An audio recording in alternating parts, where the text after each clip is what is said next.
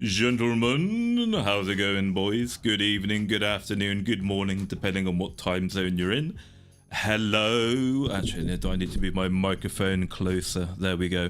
Hello, VOD watchers. Hello, people who are watching Faze. Oh my god, I always forget to do that. Shut up, Maulington. Oh my god, we had that in triplicate. Hello, VOD watchers. Hello, people who are coming here from fucking probably Faze Weekly. So you better keep it in. I don't know, but we'll see if you want me to take it out, you know. Just let me know. Prepare for trouble and make it double. Jesse. Wait, no. Jesse's the girl. Jesse! James!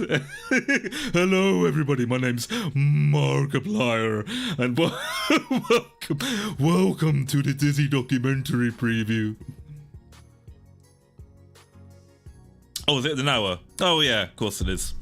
I keep thinking it's 8 PM UK time, but daylight savings, or the opposite of daylight savings. We're an hour out of sync compared to normal, so it's actually an hour later for me now, not 8 o'clock. It's normally 8 o'clock most of the year, I think, for the UK. Anyway, yeah, so to let you... DST hate, how yeah. We wanted John, we got Markiplier. Goblins! I hate them! I can't do John. No, I'm not even going to try. Hello, Maulington. Sit down if you feel yourself finding too disoriented. No, I'm very well, thank you, Jonathan. I'm doing very well. This is me without a drop of alcohol. And not that much soda, honestly. I've only had 2 cans of Coke. I'm fucking vibing right now, honestly. Oh, yeah, that's why I didn't even notice you said that. Hello, Dragonlord Defender. How are you? Always a pleasure to see you, Dragonlord. I was about to say, oh no, I missed Faze Weekly. Yeah, I thought Faze Weekly was starting now. Again, because of the time zones. So you have 1 hour. Yeah, it's like, stop stalling, wanted to get to it. But, you know, you can always come back and finish the VOD, or, you know, skip through it. Honestly, I tend to find that this kind of stuff, I actually prefer watching the VOD, because it's like, you can skip the boring parts and just get to the good parts. So, I mean, it's like, yeah, and by the way, if you are a VOD watcher and you're watching this, or you come back later and finish it off, don't think just because you're not live. Absolutely leave comments and feedbacks. But leave the feedback in the comment section below the video as well, and it won't be too late for me to incorporate it into the full thing. So to give you guys some kind of backdrop then as to what this video is about. So this isn't, technically speaking, it's not actually one of my usual Faze Connect lore and history video kind of things, like the last one I did for EA and stuff, you know, those old ones. This is more of, this is the first video in a kind of news series I'll eventually be doing, where I'll be looking at exploring what corporate VTubers, managers and CEOs get right and get wrong from a academic point of view, for a lack of a better term. Because I feel like when it comes to VTuber corporations and the whole like commentary around it, it tends to be like very surface level, dumb, terrible, incorrect, surface level dumb shit, basically. You know, it's like people's deconstruction of like Niji Sanji EN's downfall, for example, tends to boil down to lol, Niji Sanji's like literally evil, and they say that Niji Sanji's dumb and treats talents bad. And I mean, that's not a wrong statement to make, but it's like, you know, calling a company evil, even one as bad as Niji Sanji EN, is stupid. And again, like just memeing on them and saying really basic stuff like not being nice to talents and not being nice to fans isn't exactly you know, it's not exactly the most helpful or informative form of like commentary on the subject. The objective of this series is to really explore concepts such as leadership, experience, like the impact, the hows, the whys. You know, it's like a fucking it's like a Kings and Generals-esque, I suppose, kind of look at VTubing in a sense. Funnily enough, kind of like I've had a bit of a civil war, funnily enough, with the reason why it's taken so long for this to come out is because I just keep like changing the structure, the script, and the way I'm doing it, because I've been fighting between making this almost like a sort of Kings in General style biopic of Dizzzy, Faze, and Tsunderia. And then I've I've been watching a lot of Paul Harrell again recently. So I'm like combining Kings in General's documentary style with like the long-winded autistic ass rants of like Paul and his dry sarcastic humor. So it's kind of like, oh shit, which direction do I go down? So I've just been struggling with that a bit, honestly. So so with this, obviously the premise of this video, as it says in the title in the name, we're going to be looking at the idea of Dizzzy being Faze Connect's secret weapon. And like, I'll mention this in the intro to this video as well when we watch it in just a moment, but that idea comes from comparing the impact a face does for a VTuber corporation versus what having a behind the scenes manager who has a lot of experience in leadership, both from working on the coalface as a VTuber, but then also understanding kind of like the bigger culture, the nuances of VTubing, and is really in touch with the community and, you know, what fans expect, and kind of building that interest in the company through other ways. Because when people tend to look at VTuber corporations, they always tend to focus on those big viral moments, or those big VTubers who, you know, attracted all the fans to the company in the first place. And that is absolutely very important, right? Like Faze Connect, like Hololive wouldn't be where it is right now if it wasn't for Sakura Miko and her very silly streams where she said the silly words, amongst other things as well. And it's the same for Faze Connect and Pippa and Tenma and the shit they've been saying and they clipped in the early days. And that absolutely is very important, but it's important to remember with VTuber corporations as well, is that it's not a sprint, it's a marathon. And there are loads of VTuber corporations that have come and gone that have fantastic talent and that managed to attract that did become very successful, but they still went down anyway because they just lacked proper management and vision, whether it's the business side of things or whether it's just keeping everybody together and stable and cooperating, right? Like Tsunderia wasn't in the financial red or black to begin with. Tsunderia was actually breaking even or making a profit. They were doing very well for themselves, but they were unable to capitalize on that as they went along because management was just like non-existent and didn't have a fucking clue what they were doing. They just had Dizzzy basically do almost everything for them, and unfortunately not even Dizzzy was able to save Tsunderia, but Dizzzy like fucking carried that company and dragged it out much longer than it would have been without her input. So that's kind of the angle we're going for, is again taking a look at how influential a VTuber can be, besides just being like a very popular silly girl who gets like 1 billion CCV basically. And the sad thing about people like Dizzzy in a VTuber corporation is that a lot of what they do goes unnoticed or unappreciated and unrecognized, oftentimes even by the person doing it themselves. Like Dizzy's kind of position in Faze is one of those things where I know that people do to some extent, like fans and other Faze talents do love Dizzzy and recognize what she does, but I think sometimes they all don't actually realize what they've got with Dizzzy until she like disappears. And I think that's something that's kind of good to bring to light with VTubers. And I don't think Dizzzy is the only person who does this kind of thing in a VTuber corporation either. I'm not saying she's the only one who's like this. I think probably I would say people like probably like Fubuki maybe in Hololive are like an example, are like a Dizzzy-esque character in a VTuber corporation. I think some of the other VTuber corporations probably have a Dizzzy-esque figure as well. It's struggled to try and think of other examples who are like Dizzzy in other VTuber corporations. I wouldn't quite say that people like Selen Tatsuki or Zentreya are exactly Dizzzy clones in V Shoujo and Niji Sanji, but there are a lot of similarities between those two and Dizzzy, I think. So yeah, it's very important to have someone who can keep these really toxic, like mentally unwell women stop them from like killing each other and sabotaging each other and like working together as a unit for an extended period of time, which is very pertinent actually when you take a look at the current state of drama on Twitter and you see what's going on with that Google document against that, I don't know, that fucking middle-aged catboy twink dude, whatever the hell his name is. And it's like, again, that whole thing is just peak women being really fucking stupid and short-sighted and like just a failing to take accountability for their own behavior as adults, quite frankly. But we won't get into that.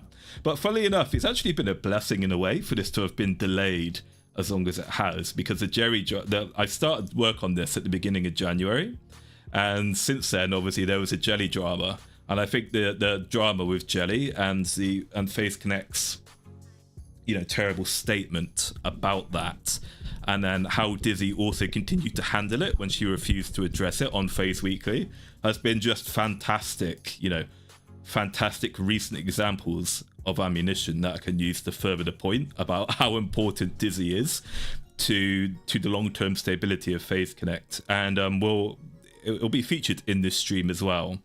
But one of the themes I'll be touching about when it comes to VTuber corporations and stability is that oftentimes VTuber fans can be very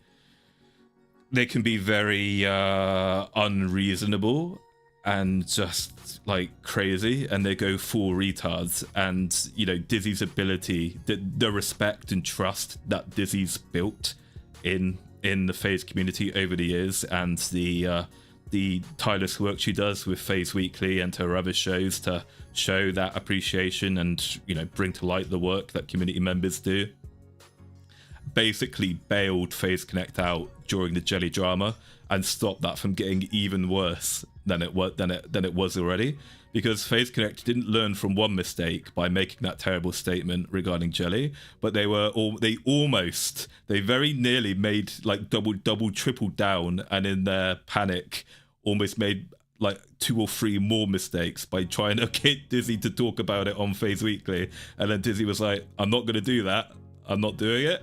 And again, it's like, it's good, you know, that if DIzzy had said yes, right, a more stupid, naive VTuber or you know, a weaker VTuber would have said yes, and that probably would have been like Faze Connect's black screen Digisanji apology video kind of thing if she'd done that. But fortunately, she has enough sense and understands the community enough to have known how badly that could have gone. So again, you know, it just goes to show you how important having DIzzy around is, because even after 5 years, she still appears to be the only person who isn't just like a complete fucking idiot rookie at times. You know, that's probably like an unfair condemnation of the other talent managers, but I don't know. Obviously, if these kinds of mistakes are still being made at the 5-year part, and then DIzzy's openly, you know, steering them on the correct course, it's like, what are we doing, guys? Honestly, what are we doing? Anyway, I made a new cops intro. I managed to splice together enough cops clips to make one last cops intro. So technically speaking, we've got 2 cops intros left on this channel. The one you're about to see now, and then we've got the one I prepared for the Faze documentary that I made 2 years ago. After that, I don't have enough clips anymore to make cops intros, sadly. But what we'll be doing is we'll be switching from cops and we'll be going to Law and Order instead, which should be funny. We can all learn from a lot from her. Yeah, you can, exactly. Yeah, DIzzy's a very smart lady. I love how the company basically disowned Clara during her graduation without making it stated. Yeah, I don't know. I don't want to get started on Clara again, because it's like, she's gone now. I mean, whatever, move on, right? We saw that with Jellygate. The second management tried doing a PR decision without her input. She had to clean up that mess. Yeah, basically. Yeah. Hey, good evening, Astasha. Hey up, Astasha. Hey up, lad. How's it going, Astasha? Alrighty, I'm just going to read some comments quickly and then let's get into it. Yeah, the Cops intro is such a... Oh my god, I can't believe they got rid of Cops. They are such a great series. I heard they got rid of Cops because people were crying. Oh yeah, actually, that reminds me. Hello, Lindsay. By the way, just before we get into it, I dedicate this video to Lindsay Van Steeter, and I also dedicate this video to Lovebug Eric. I can't remember your surname, Eric, but I remember your PFP that you've kept all these years as punished Donald Trump. But Lindsay and Eric are the two people, actually. It's not Demonstrous, not Ixiom. It's actually Lindsay and Eric, who I have, or Pablo, actually, for that matter, either. I dedicate this video to those two. I've been thinking about those two this entire time when making this. Eric Jimenez, I think it is. Yes, I think he had it's a Mexican-sounding surname. I'm pretty sure it was him. Yeah. Okay. Yeah, I do need to watch this. Again, I do dedicate this to all love bugs, but again, I've primarily thought about Lindsay and Eric when doing this, because Lindsay and Eric have been waiting for this for 2 years, because I've been talking about redoing this for years, and I haven't done it, obviously. Popcorn Man as well. I haven't forgotten you, Popcorn Man. I haven't forgotten Boll Weevil. I haven't forgotten Bunty. I've got... When I talk about the love bugs in this video, I've got the whole gang. We got Decent, Boll Weevil, we got Fulgrim, we got the whole gang. I've split the love bugs into 2 groups, so I've got one group of love bugs, and for them, I've got like they're the down bad for dizzy people. So I've got like a meme edit of Demonstrous and that Blade Runner thing, you know, with the. Well, I won't spoil it. I'll show you it. So there's that meme. There are those kinds of love bugs I've got. And then I've got another kind of love bug meme. Actually, let me put it up on the stream and I'll show you what I mean. I don't have the edit done yet, but I've got the down bad love bugs, and I've got the other kind of love bugs. This is it, yeah. Oh, let me know if the volume's too loud as well, by the way. I hate to blow your eardrums out. Let me grab the tab. Okay. Yeah, and then this is the other meme that I still need to edit into the video. So this is the other kind of love bug, and again the meme here with this is going to be, this is the other kind of love bug. Is like a rich cultured gentleman of exquisite taste, and then it's going to be this meme.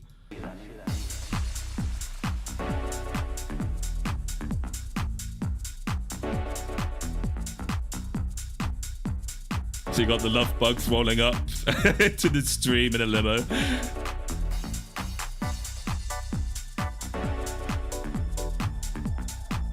And then I'm gonna put Dizzy's hair on top of this Asian woman, and then it fits perfectly because it's an Asian woman, and it's like, oh, it's Dizzy, it's Dizzy, yay!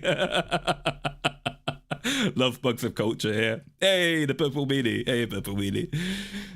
Off to see their favourite sad girl on the limo. I mean, I don't know. We could put Demonstrous in the limo as well, honestly. We could do both. And then actually... oh, shit. Did I actually put it in the... I'm not sure if I did. Oh, my God. How long? Oh, okay, you know what? One more. Well, oh, fuck. We're already going on tangents. I promise this would be a small stream with no tangents. Hang on. If I can find it with a keyword, then I'll show you the other meme, like partially done. Yeah, okay. Oh, fuck. Okay. Okay. And then this is going to be like, oh, shit. Hang on. How the fuck am I going to do this? I'll drag this out. Yeah, there we go. And then we'll make you bigger. Can I can't bring you over. Damn. Okay. Is there anything? No, okay, good. You can't see any of my naughty bookmarks.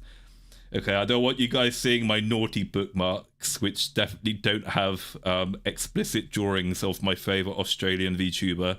Not, favourite female Australian VTuber. Willy. My beloved Willy. But this is going to be the other meme. Are you ready? And then we're gonna have a synthwave cut of Demonstrous doing the Gosling stuff. Are you ready?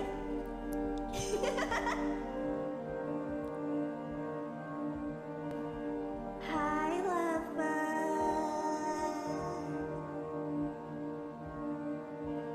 I missed you. The Gosling, yeah.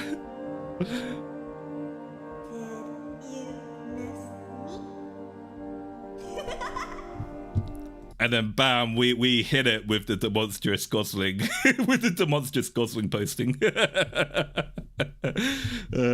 Okay, hang on. Let me just hide this and get to the video. And I'm just scared of showing something I shouldn't, so let me take that off. Okay. All right, now let's get rid of this tab. And then, yeah, we go. Then we're back to viewer discretion is advised. Should probably hide my model, shouldn't I? Actually, whilst we do this. I have used the drawings that you did of you as Gosling, yeah. I have appropriated them. Viewer discretion is advised. I left my clothes. Get on the ground, dude!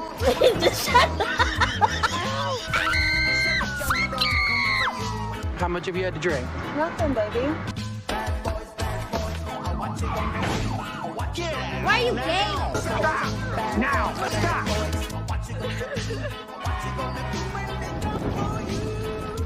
Cops is filmed on location with the men and women of law enforcement. All suspects are innocent until proven guilty in a court of law.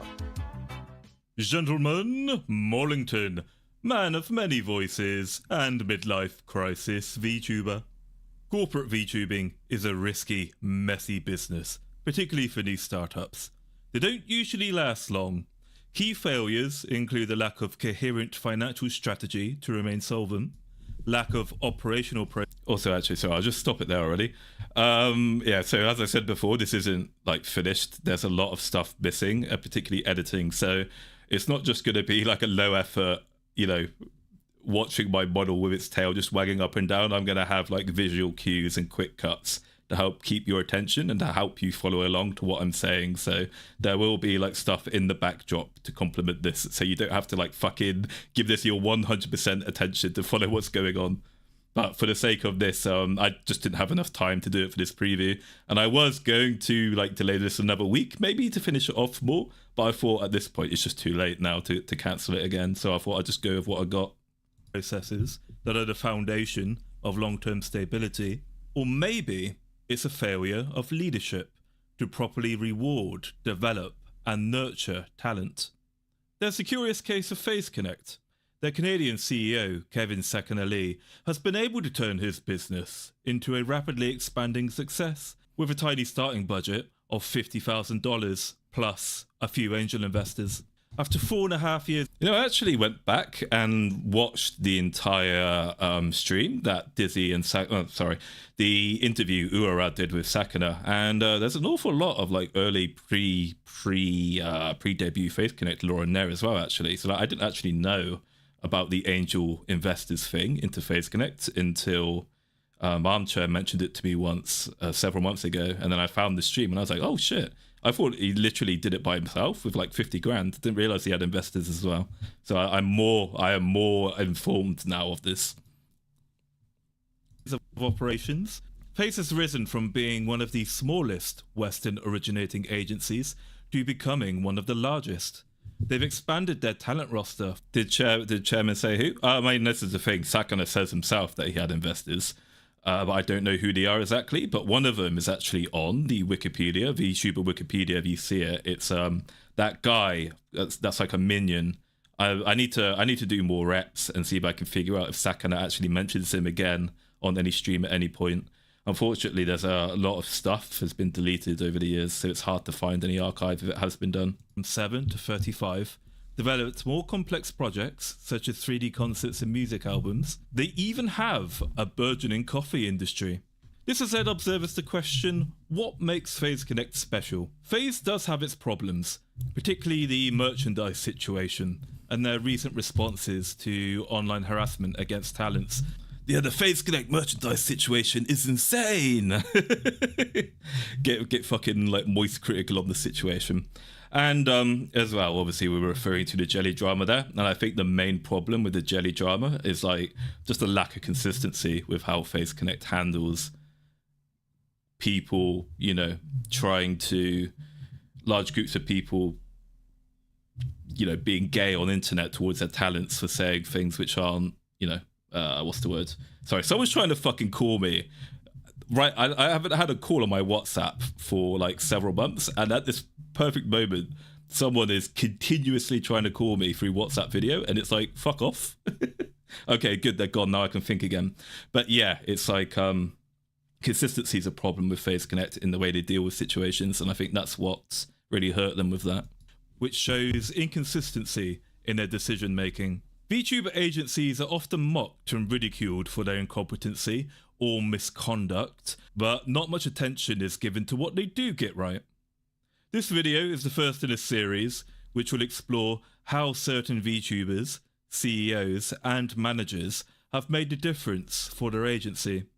I will first outline the challenges VTuber agencies face so that we may later put their efforts into context. Okay, that's a lie now. I decided to push that back towards more the end of the documentary because I thought spending 20 minutes talking about the challenges VTuber corporations face before then getting into Dizzler didn't make much sense actually from a structure point of view. So I've moved it to the back. So now we're actually going to go straight into Dizzler now.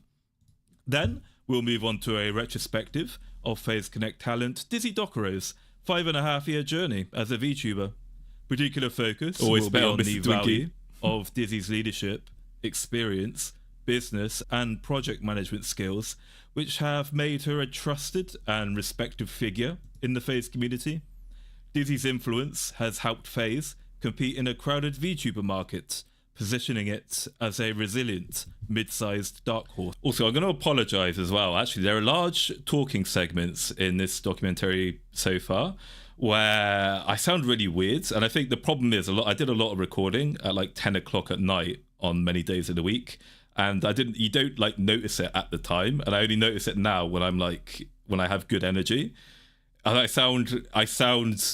I'm slurring my words more than usual, and I sound like tired and low energy. So there's going to be moments in the documentary at the moment where I sound like really off. So I'm going to re-record those segments, particularly because I've got some like humor. I've got some like dry humor in here, and it really doesn't land when I sound like I'm fucking zonked, right? So I am going to re-record some of this stuff, but I'm just warning you ahead of time. You know, sometimes I sound like I can't fucking speak more than normal.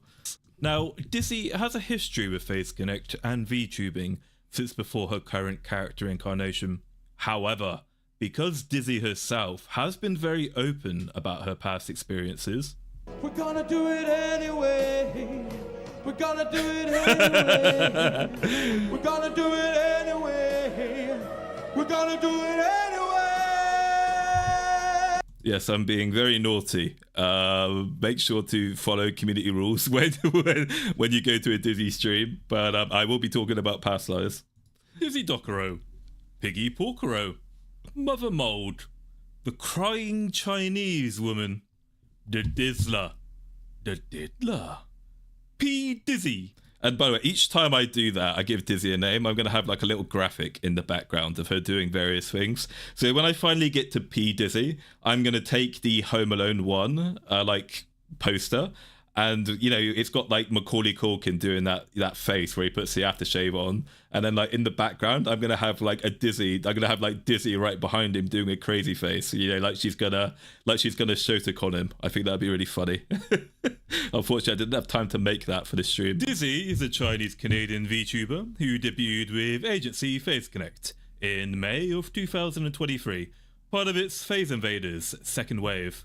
What makes the Faze Invaders program different is that the talents bring their established characters or IP with them and are scouted prior to recruitment because they bring a specific set of skills that the Faze Connect CEO thinks would benefit Faze as a whole. Although the Fishman wasn't quite charitable with his assessment of Dizzzy. How real do you want me to be? Say it. Say it with your chest. Your voice is like not like, I like cute voices and stuff, right? Your voice wouldn't have been picked, right? Mm-hmm. So the only saving grace was your model. And then you came with this model. So I was like, oh. You know, believe it or not, chat, that was still the polite version. And there's gonna be a lot of Mick Foley and WWE memes in this documentary. Again, didn't have time to finish it, but I'm gonna do the Mankind Undertaker Hell in a Cell memes like every time Fishman like talks bad shit about Dizzzy. And so just for now, you'll just have the sound for now.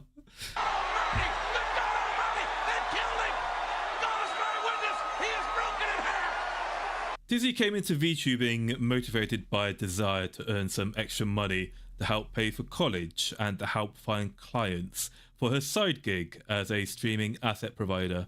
She didn't intend to be in a front-facing role at first. Did you tell Brotherbug about VTubing thing from the beginning? Yes! Brotherbug's actually the person who got me into VTubing because he really likes Tokinosora. Over COVID, he was showing me VTubers. And I was just like, I never went into VTubing with intention of being front-facing. I went into VTubing to sell graphics. I went into VTubing with the intention of selling graphics. Because at the time, overlays didn't look very good, and I knew I could do better than that. And I was still in school at the time. I was having a really hard time finding summer work because of COVID. And so I just wanted to sell graphics to VTubers. And ultimately, there was no VGen. There was no VGen at the time. Commissions weren't really a thing.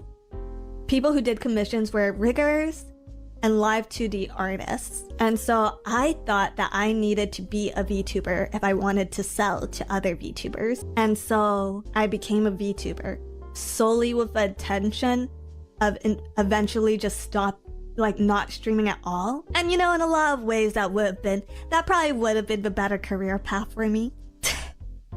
How did the sales end up going? I made a couple.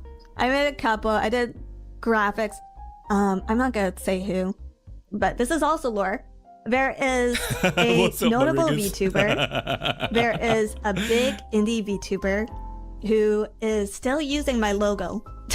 Eventually, she became both a VTuber and manager of sorts with the first English language VTuber agency called Tsunderia. At the time, she played a character called Umiyushi Urara, debuting on Twitch in August of 2020. I've got a question, by the way, so I'm going to stop it. I've got a question. So that was a very awkward cut there, right? And the reason for that is because I made a joke which sounded hilarious in the script. And then when I actually like put it to DaVinci, I was like, oh my God, this is really stupid and cringe.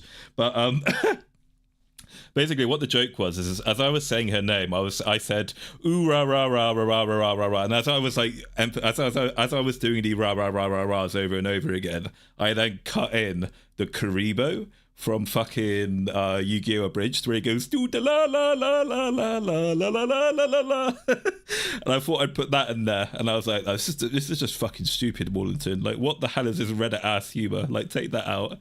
Don't know if that'd be funny or not, but I don't know. I don't know if that'd be good or not. I don't know. Taking it out, I don't know if you find it funny. A 3D model, and then again in February of 2021.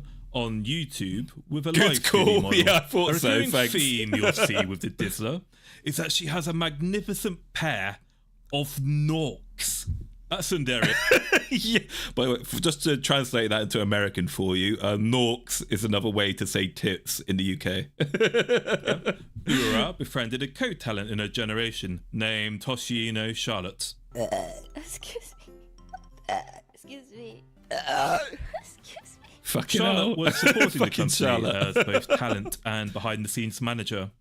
Ura saw her friend struggling with the busy workload of a VTuber agency and thought that she could take some of the workload on herself. Hey, the Ura has a PhD and graduated with distinctions, so it's reasonable to believe that she is somewhat intelligent, organised and capable, despite the clips I will show you as the video goes on. Again, you know, that's supposed to be like a sarcastic joke, and the delivery of that is terrible because it's like 11:30 at night and I'm fucking dead. But yeah, if anybody knows a good stream or like has a clip on standby of Dizzzy, you know, like jiggling her tits on stream whilst speaking like deadpan, then please direct me to it, because I've only got this short one, which isn't the best, but it has Demonstrous in it though. Demonstrous is here. Demonstrous, thank you for super chat. Dizzzy is gonna be her name. At Tsunderia, Ura would take an interest in the industry at large and begin learning the ropes of VTubing, believing that extreme transparency was the correct way to communicate with the fans. The Western VTubing market was still in its infancy at the time of Tsunderia's debut, Yeah, it's crazy as well, by the way, to see like what Dizzy's assessment of how to operate in the industry has evolved from a time in Tsunderia to what she's like in Faze Connect now. So that's an example of like a point and a clip, which is missing from this preview, but will be in the final version. Is that when she's in Tsunderia, she was at the time, again, because it was experimental, because they were the first in the West to do it. They were like, we need to be like super duper transparent and like tell our fans like fucking everything. So you know, to engage with them and so that they know what we're doing, and I really appreciate that. And now, like, over time, I think everyone, including Dizzy, well, especially Dizzy, has started to realize that transparency has actually become quite the meme for many reasons, not least of all, again, you try to approach fans in good faith and explain to them reasonably why you had to make these choices, and a lot of VTuber fans are just too unemployed or like emotionally attached to the tuber to like appreciate when things have to be done sometimes. So you don't want to tell them everything in the end, really. So they didn't have the opportunity to learn from other organizations and figure out what works. So they became somewhat of a pioneer. Unlike the more meme-focused origins of early Japanese VTubers, Tsunderia helped advance the industry by encouraging deeper, more complex lore and world building for their talents. Urara would carve a niche and show a rare ability to get people interested in the strategic, production and managerial side of VTubing. Yeah, so I went on a little adventure actually. It kind of occurred to me, I was like, hang on a minute. Early corporate VTubers made Reddit accounts and would chill the ever-loving fuck out of themselves on Reddit. Let's see if I can find Dizzy on Reddit, and let's see if I can find any interesting stuff. You know, back in the early days when she was chilling Tsunderia, and I did. I don't know if people know this, but I found some interesting stuff. So here we go. In one instance, she would participate in a Reddit Ask Me Anything, where fans would ask her about COVID, the future of... I'll give you time to read this as well, actually. I think I can't slow it down in the video because of how fast we're moving along, so you won't really have time to read it all, I think, unless I pause it. But I'll give you like 10 seconds to read this. So yeah, here we go. She did in fact do an Ask Me Anything on Reddit 5 years ago. She regrets massively making that. Yeah, she does. I'm not surprised. Unfortunately, that was an... Again, she got most of it right. A couple of stuff she didn't get it right. So to Urara, let me read it out to you. To Urara, what's your outlook on the next 5 years of VTubing in terms of growth, cultural saturation amongst the predominantly English-speaking online viewer base? And what are the greatest challenges you expect to impede this forecasted progress? I think COVID-19 was pretty disruptive to the media as a whole. Not only to VTubing, it effectively made home media the only choice for entertainment. And I see things starting to slow down again now that the world is opening up. So this would have been around about early 2021 at this point. So it's not the very beginning of Tsunderia. It's like several months after debut, I think, around about that time. And so shortly before Faze Connect, I think this was done though. So around about that time. So this is post COVID-19 boom. This is when things are starting to die down, and like Production Kawaii and Prison Project start losing all their fans, unfortunately. In terms of cultural saturation, I think we've reached a point where the supply has met the demand. Of course, culture is always changing, and the idea of... Actually, sorry, let me put some background music on. I knew we were missing something.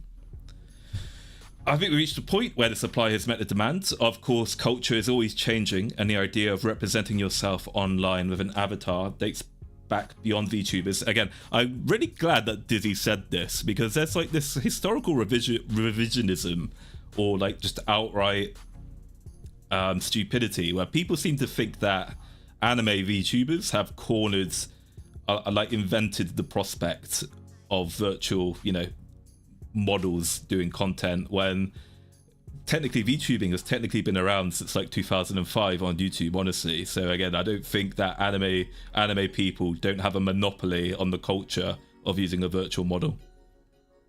If I had to take a guess, we're going to see some discourse in what's considered VTubing, with more people adopting the technology outside of its intended purposes. Again, spot on there. Again, you could use Burnt Peanut. I mean, kind of an example, I think, but not quite exactly. But you know, she's certainly right about people arguing what isn't VTubing, and then you've got stuff like the Snapchat filter VTubers doing stuff, and defining the challenges to this sort of defining the challenges to this sort of difficult.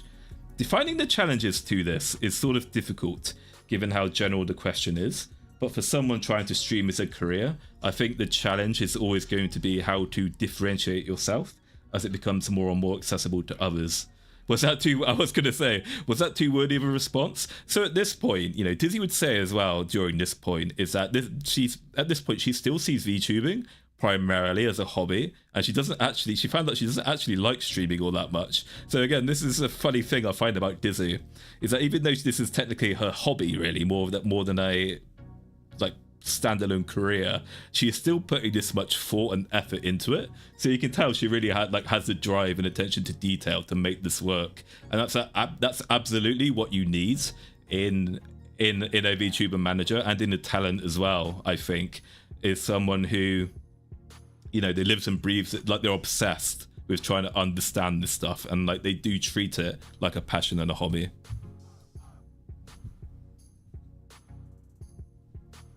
VTubing and what is important for a streamer. She would explain that VTubing... So before Tsunderia, what did you know about English VTubers, the English VTubing scene? How have things changed between when you first started and now? So I got into VTubing around June of 2020, and I think things have changed quite a lot in the last year. There have been a lot of technology advancements since then, and the supplies needed to become a VTuber have become a lot more accessible. Yep, and that's only getting better as well, even today, honestly. Getting a foothold in the market costs a lot more, and even with high quality supplies, you're operating at a higher risk if you're trying to turn a profit. There are more micro communities, and expansion of companies create a lot of new opportunities. Again, spot on as well.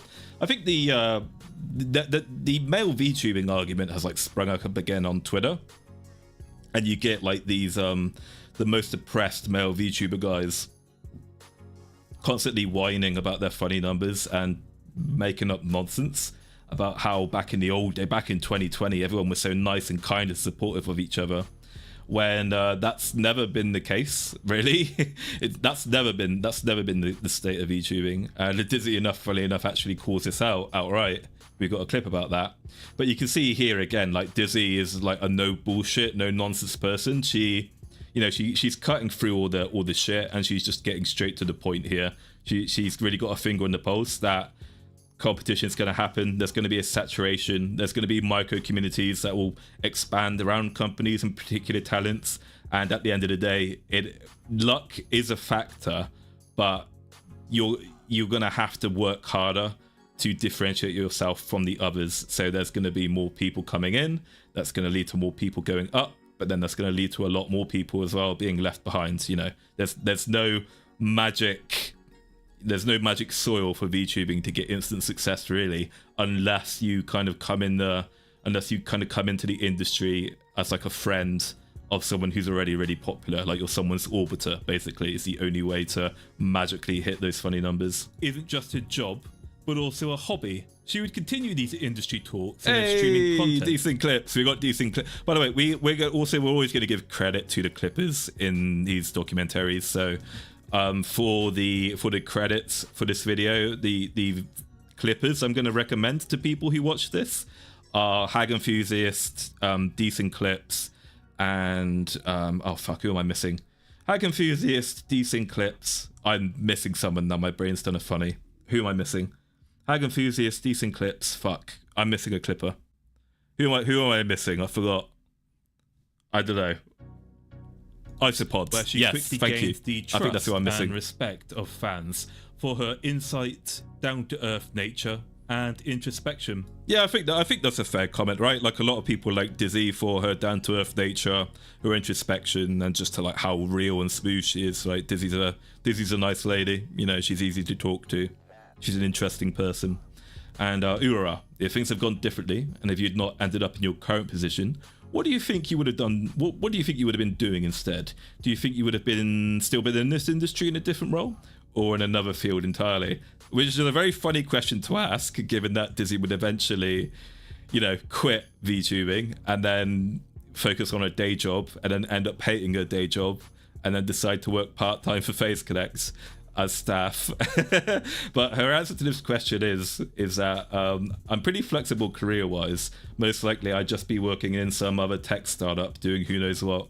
I don't think she ever said what her day job was before she got laid off and then went to Faze Connect. I don't know. Hey, Bam.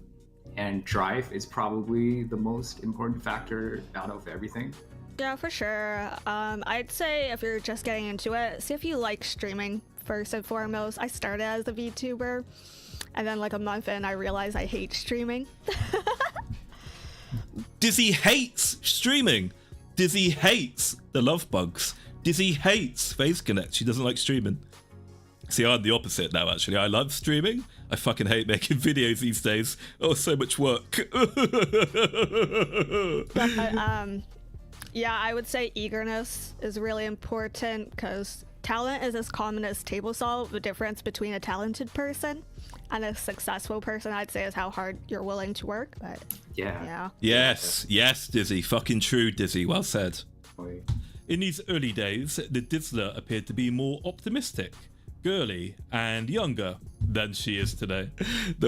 I called a woman old in a video. I just want you to know I'm not suicidal. If anything happens to me, okay, I'm not suicidal. However, you can see the beginnings of the iconic sad girl and her self-deprecating humor. I think the worst thing you can do is be boring. I think the absolute worst thing in this world that you could do is be boring and forgettable. That's something an ugly person would say. Yeah. And that's something a fucking boring person would say. You're not even sexy, so I don't even know why you're saying that. You're over here acting like you're super hot and you have any platform to stand on. You're over here being ugly and boring, and for what? Exactly. For what? I'm ugly and boring, but I would give that all up for being hot and boring. You just find an equally boring man and settle down, and because you're both boring, you really have no opinions on anything, so you live happily ever after. Well, there you go, guys. There we go. Apparently Dizzzy likes men who are boring and have no personality on anything, because then, you know, you can live happily ever after. All right, take notes down. I'm so jealous of boring people with no personality, because they just seem content with their lives. Oh my god, they just seem content. She would also experiment with her content, trying to find herself as a creator. In one example, Urara was able to arrange an interview with the Fishman as they were discussing the challenging behaviours and emotional state of Faze Origins VTubers. I'm sorry, Demonstrous, you are way too funny and interesting for Dizzzy, I'm afraid. Sorry, bro. You're gonna have to be more shit, Demonstrous, I'm afraid. She coined the term Sad Girl Company, and this label has stuck with Faze ever since. Well, like, I've been told straight up by one of my talent that I suck at dealing with people's emotions. I'm like, okay, well, fuck, well, here you go, here's movie. So things like that, right? But you're doing good. You're doing good for someone who's never had to, like, can I say deal with sad girl stuff? I mean, I guess that wouldn't be how I word it, but yeah. Yeah. It's become their defining characteristic, beloved meme, and the very soul of its culture that has contributed significantly to their influence in the medium. So before she's even in Faze Connect, Dizzzy is doing wonders for their lore and legend, granted by an accidental throwaway comment. Yeah, it's like that Dizzzy just making that offhanded comment has had such a tremendous impact on Faze Connect. And again, when we talk about Dizzzy being like the secret weapon and stuff not actually being recognized, a lot of stuff that Dizzy's said and a lot of stuff that Dizzy's done over the years, it's kind of like its impact has permeated in like the kind of I'm not sure how to describe this. I'm not very good at romantic at describing things in a romantic way, but the influence like Dizzy's had, how do you describe it? It's like its blood, its life force permeates through like the lore and the legend of Faze Connect as a whole, and it's like in the community, like a lot of memes and a lot of like history that people lovingly think of. Like Dizzy's responsible for an awful lot of the wonderful and warm memories people have about Faze Connect and the Faze community, and I don't think people actually recognize how much impact she's had on that community element of things, honestly. Like, not just through Faze Weekly, but some of the tweets she's made and the stuff she does behind the scenes, which I find quite interesting as well. For a year and a half, DIzzy would remain a key manager in Tsunderia, gaining valuable experience in business, marketing, and leadership, which she would later bring to Faze Connect. She would also be taking on responsibilities far beyond reasonable expectations for someone who is just meant to be an entertainer.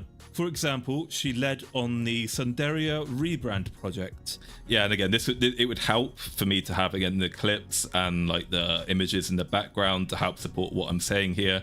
But essentially, as I've got the famous Ember admission in this video as well. But what you have to remember, right, is that no one asked DIzzy to do any of this. She kind of came into the company and just decided to pick all this work up, and they all just kind of like left it to her. And she actually did a really fucking good job as well, given that she'd not long got her doctorate, and like had not long just left school. And, you know, she didn't really have much life or work experience, really. And for her to go... Again, I guess in the interest of fairness, at the same time, because she's starting with, like, a new emergent industry in it where it hasn't really, like, kind of built up in the culture yet, this was the perfect time for someone without much experience like DIzzy, because she could get away with experimenting with things and trying things out, because there was no one else to learn from or compare against. But I still think it's very impressive that she took the initiative to do all this stuff. And again, I think that's one of the major differences between successful VTuber corporations and ones which are more sustainable and successful, like Faze Connect, is that I think a lot of the newer VTuber corporations are so focused on trying to capture an audience, and they're like so concentrated on virtue signaling to capture that audience, is that they don't actually take initiatives that build sustainable processes in their company, and they don't like try to build some form of cohesive community identity that distinguishes them from other VTuber corporations. You know, you got both Idol and I forgot the other one now, but you know, you had Idol Company come out, and one of their main selling points is, oh, we give talents like fucking 2/3 of the pie, and they get like half the goddamn merchandise split. And it's like, who cares? I don't care. Is your product any good? No, fuck off. A series of streams to develop the branding of Tsunderia. She would also analyze the status of the company, share their collective ambitions and plans to compete with an ever-growing list of highly capable competitors too, actually, yeah, such as Prison Project, CyberLive, Production Kawaii, and then later... There he is! There he is! It's Eric! There he is! How do you forget VShojo? I mean, I don't fucking care about VShojo, honestly, that's why. It's Connect. Now, it's important to remember that no one expected her to do this. She volunteered to take on these responsibilities and put serious effort into projects that would benefit the company as a whole, rather than just focusing on herself, which shows a degree of initiative and selflessness.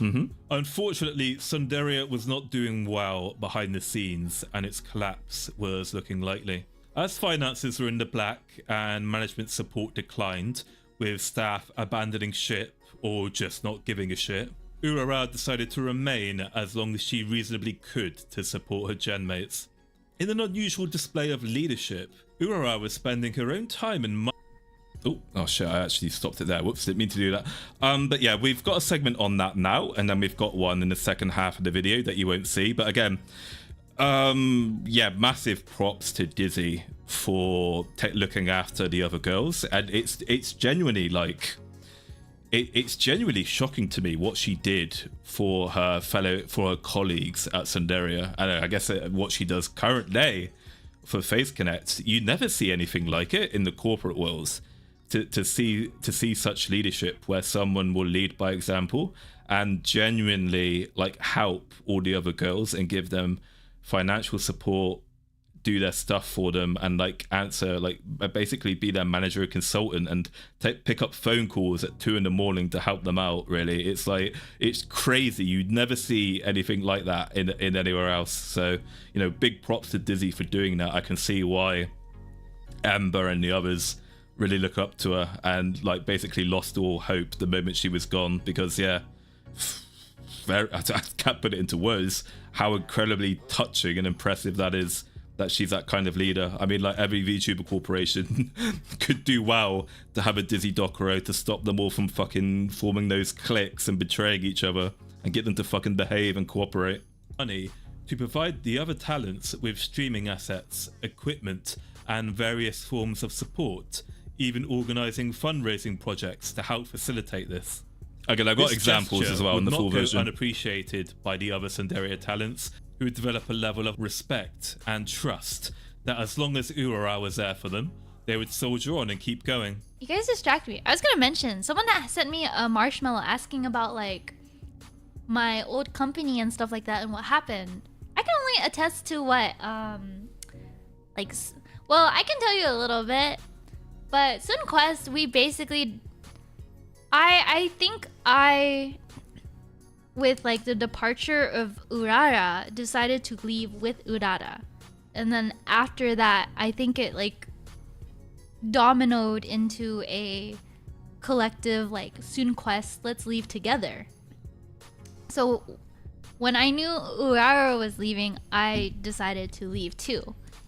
Funnily enough, actually, I'm kind of annoyed in a way, but at the same time, I guess I should be reassured. So before I saw the stream, I made a point, just through observation and thinking with my own leadership and management hat on from my own experiences, is that I could tell that DIzzy cares about Wish and her own generation, obviously more than anything else in Faze Connect. I mean, she wants everybody to succeed, really, but I can tell she advocates very strongly, particularly for Wish, to get everything it wants.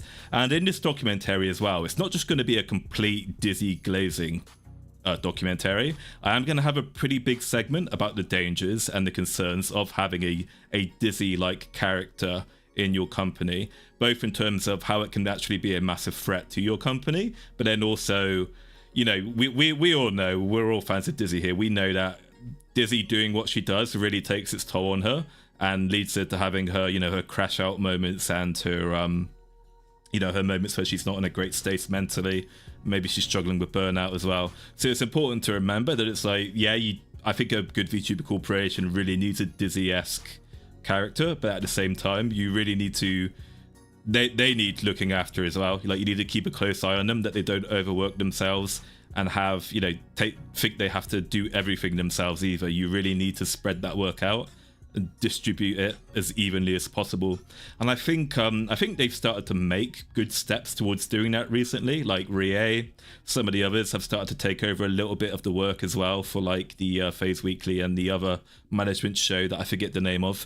But it's like, you know, I actually have a screenshot from a very old Faze Weekly, and Pippa's like gushing about DIzzy in the comments of the Faze Weekly, thanking her for doing all this work and basically taking it off of their hands. But then I get where Pippa's coming from, but at the same time, it's like, you know, Pippa, guys, you can't expect DIzzy to just do all this shit for you every week, all the time, whilst you get to frolic and, you know, just do your own shit by yourselves. You know, you need to share this work with DIzzy, right? Like, don't let her just take this all on by herself. You know, even though she might offer it and say, oh, it's fine. It's like, no, come on, you need to share it and split the work, even though you hate doing it. You know, that's what's fair, really.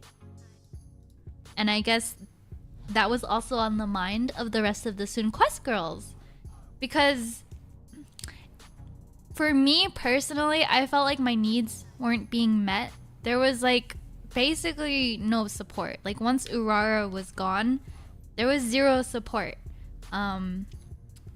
Management was... Oh yeah, actually, I think I vaguely remember catching something like that in the reading, actually, that it was part of the agreement for the new model. I think I might actually have the clip in here. Don't think it's in the documentary yet. It comes later. Actually, I have to remember that. I have to be careful about that. Urara did everything. She like got us events, supported us, all the like dono stream money that she would make went into Tsunderia. She didn't keep This is crazy for her to not keep the money. Like, just give it all unless back it was reinvest like it all. Someone donating to me to like give to her or something like that. Like, that's something you guys don't know. She was like super kind, and like, truth be told, I just felt like once she left, what's the point of me staying? Because Yeah, true. it's not like they were providing any opportunities. There was no ads. There's Yeah, what's the point? barely any like merch or Well, things that I literally, asked what's the for point from of the being in a very corporation at beginning. that like point I then? wanted vocal lessons. I want this and that, and PPP would be like, okay, I can get you that. Never in my like 2 years of being there, never. Even if I asked for it again and again. But I joined Faze, and that's something that was like an immediate opportunity that I was given. And then I felt like it was a lot of stress for Urala. I felt really bad for her. Like, she was under so much stress. I don't think people realized how, and not only that, she was under management stress, but also like talent stress in the sense of like, despite how she talks, God bless her, Ember does sound like a AEIQ airheaded valley girl sometimes. But yeah, Ember's spot on here actually. This is very insightful and shows that Ember does have Ember's quite smart and has a compassionate side as well for her to recognize this stuff, I think. Sorry to interrupt what I want to ask. How do you think Faze avoided becoming a Niji style toxic clique and became... you need to be careful with that kind of stuff, Mastin, honestly. Don't fall into the trap of thinking that everybody in Faze Connect is a super close friendship. Even DIzzy herself has said, and many of the other talents have said, is that they do have fights. They do have problems with each other sometimes, and sometimes they will go months without talking to each other. I think...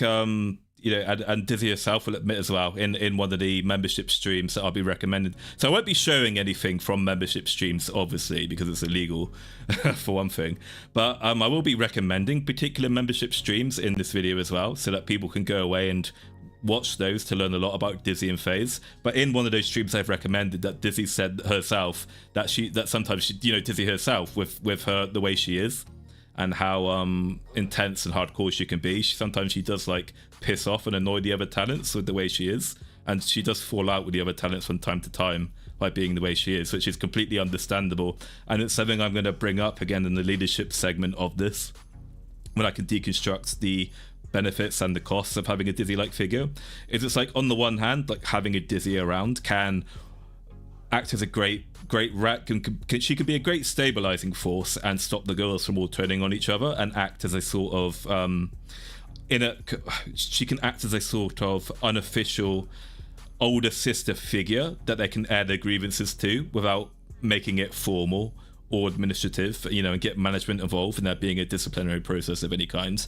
But then at the same time, the problem is that people would naturally want to could challenge DIzzy's hierarchy, because technically she isn't above them in any way. So they could, like, you can also turn that back on itself and say, well, who the fuck are you, you know, to talk to us that way, and like to talk to us in that way and say how things have to go when we're all equal here, when this is a round table as talents, right? So it's a double-edged, it could be a double-edged sword. DIzzy can stabilize Faze Connect, but also having a kind of DIzzy character can rub people the wrong way and piss people off, particularly because DIzzy even self-admitted herself, like her words are, is that she does care about Wish more than anyone else. So again, the problem is with VTuber corporations is that they're all competing over scant resources. The resources are scarce, and when you've got someone like DIzzy who is aggressively advocating for just her generation, and obviously people from the other gens are probably going to get jealous. They're going to get, you know,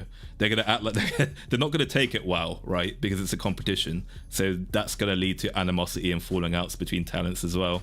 So, you know, don't fall into that misunderstanding that they're all actually like besties and they all love each other. I bet they all like piss each other off from time to time.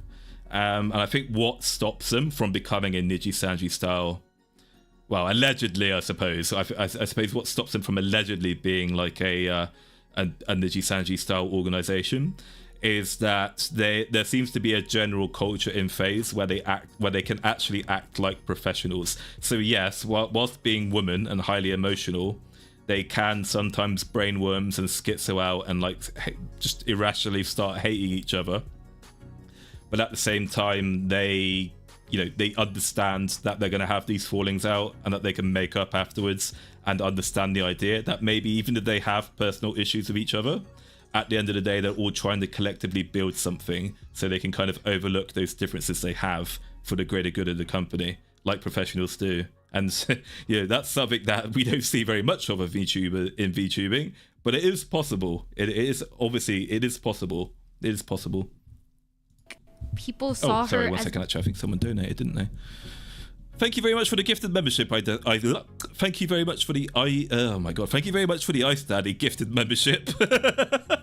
Thank you very much for the gifted membership, Ice Daddy. Really appreciate it, buddy. Thank you.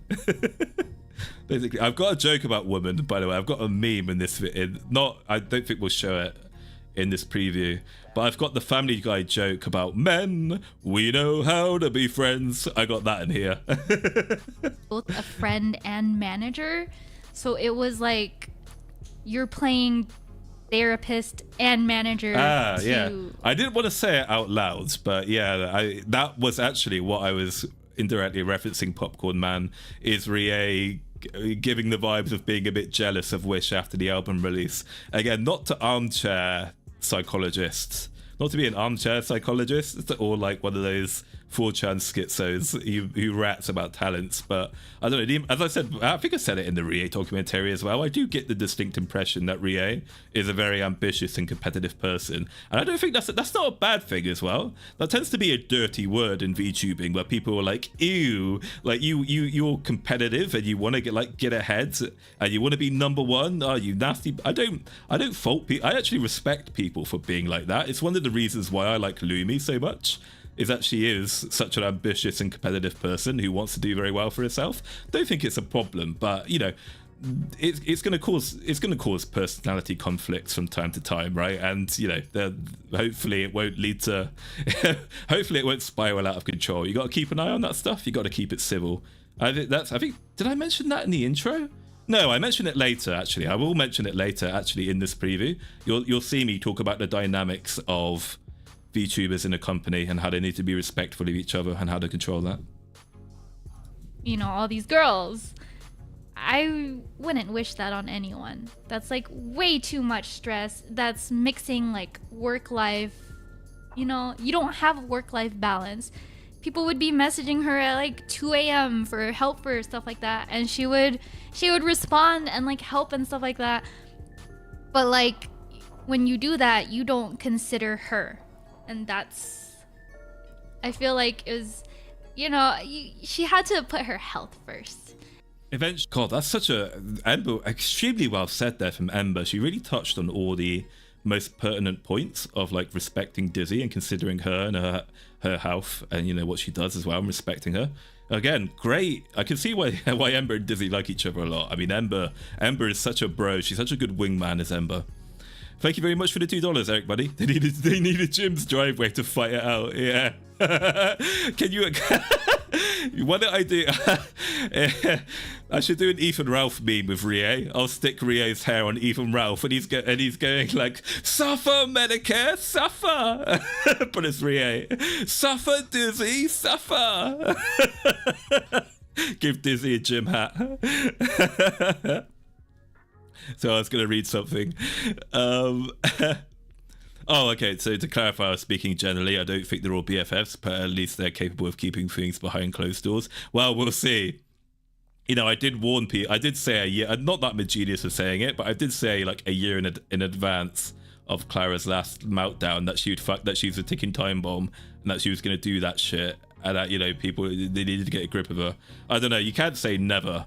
Because as that whole ordeal showed, you can do the basement. People can lie. You know, people can hide who and what they really are, and you know, bypass the basement screening. Like, of course they can, right? Like, it's actually not that hard if you're a particularly Machiavellian person to infiltrate and, you know, pretend to be something you're not. I mean, most of the fucking VTubers in Faze Connect lied about who they were and what they liked doing to get into the company, and then did a complete 180. So I mean, it's not like it's a new thing. It's not like it's only Clara who does that kind of thing.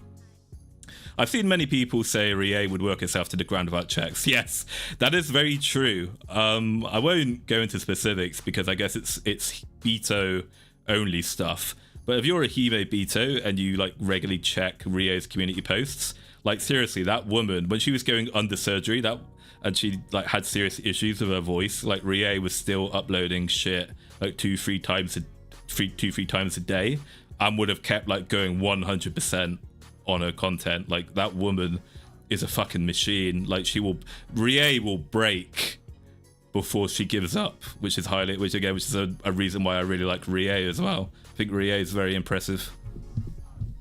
A lot of respect for Rie. Urara would retire from Tsunderia on April of 2022, citing private reasons. After she and her friend Shah left Tsunderia, it became apparent as to who was really keeping things going behind the scenes. I'm not going to dive too much into the downfall of Tsunderia. Armchair Expert has an excellent retrospective on Tsunderia if you're interested in further reading. Yeah, again, so this isn't meant to be a retrospective on Tsunderia. It's just important to understand what Dizzzy got up to in Tsunderia, so you understand her experiences and how they were beneficial to Faze Connect and kind of where she gets it from, in a way. However, staff behind the VTuber convention Off-Kite Expo would compliment Urara's... Oh yeah, I found this, by the way, in a separate Reddit thread, which I thought was quite nice. I don't know, I hope Dizzzy sees this. I don't want to be perceived by Faze talents. I hate it if I know they've watched my videos. I don't want them to perceive it, but I hope Dizzzy sees this comment from Off-Kite Expo from 4 years ago. I think that was very nice of them to say about her. I've been talking to Urara about Tsunderia's involvement in our convention, a very kind and extremely professional person, wishing her all the best in the future. That's nice. Even though they fucking hate Kershaw. Good nature and professionalism. Urara had no plans to return to VTubing. Leaving Tsunderia would mark the end of her career. Until... Several months later, an anonymous marshmallow was sent by a fan. Again, that was very clumsy, but at this point, I'm gonna have a custom-made Oshi push ad.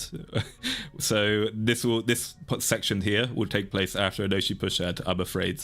I've got a 1 minute clip, like an Oshi push ad I've made for all my videos going forwards. I'm not sorry, and I'm gonna be doing a shifty New York salesman kind of voice, right? I'll be like, "Hey kids, do you like VTubers? Do you like card games?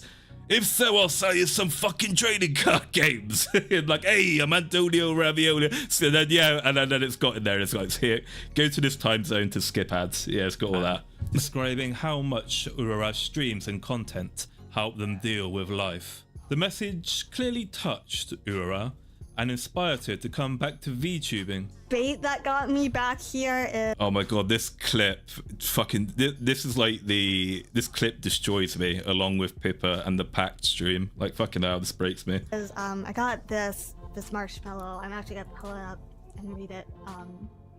So, just so you guys know how easy I actually am.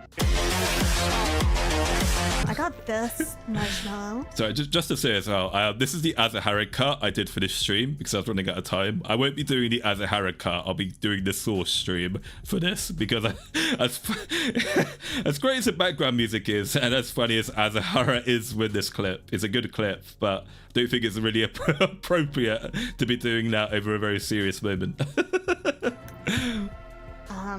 And this is actually what convinced me to come back.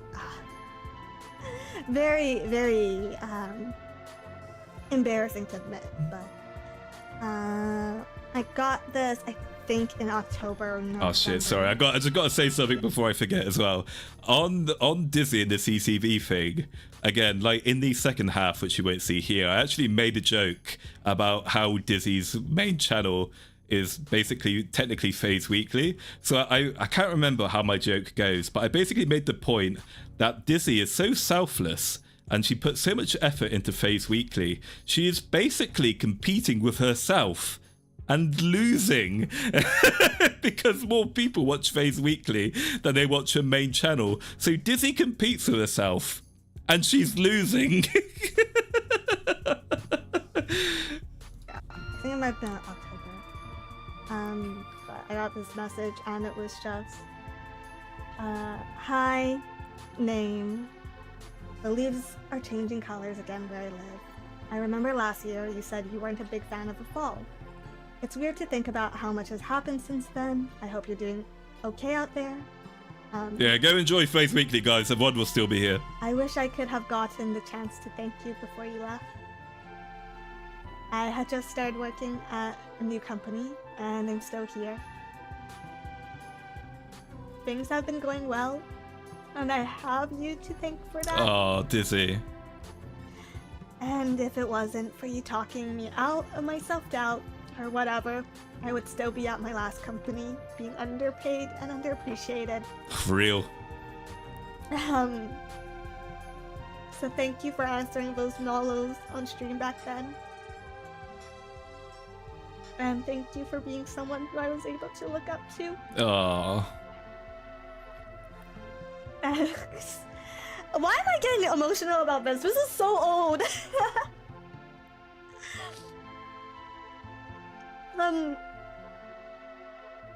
To this day, whenever I feel overwhelmed, I think about you. Sorry, I'm gonna go into a higher pitched voice. It's easier to maintain this voice. I'm crying. She needs to be in an out of character.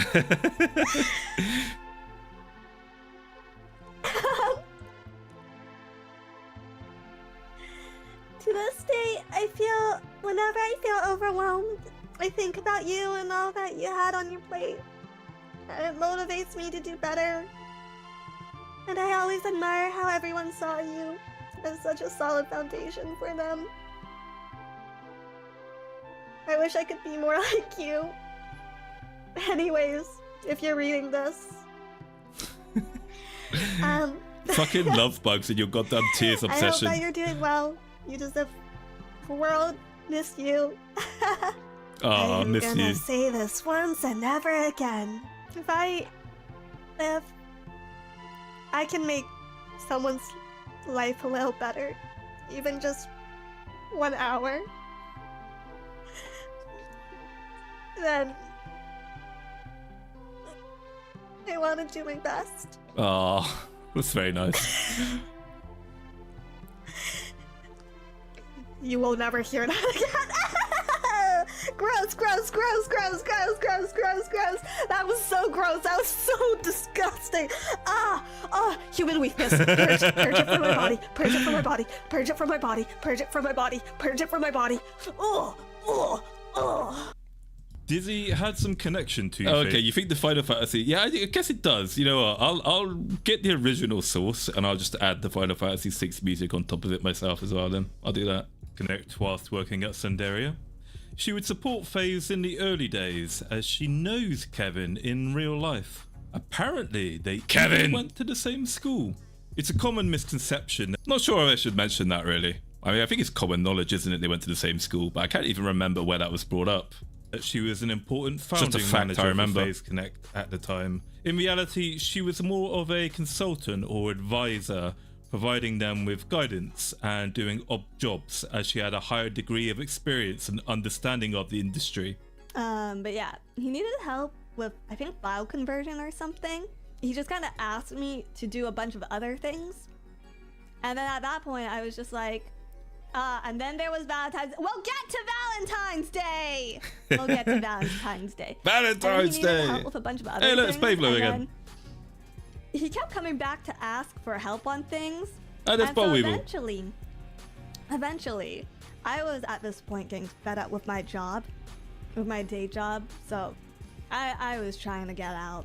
And conveniently, I got laid off like 2 months later. So I think the reason why the rumors of them being married exist because the two of them are really comfortable saying like really crazy shit about and to each other. So that's probably it, right? Like I think that's more of a best. I don't know.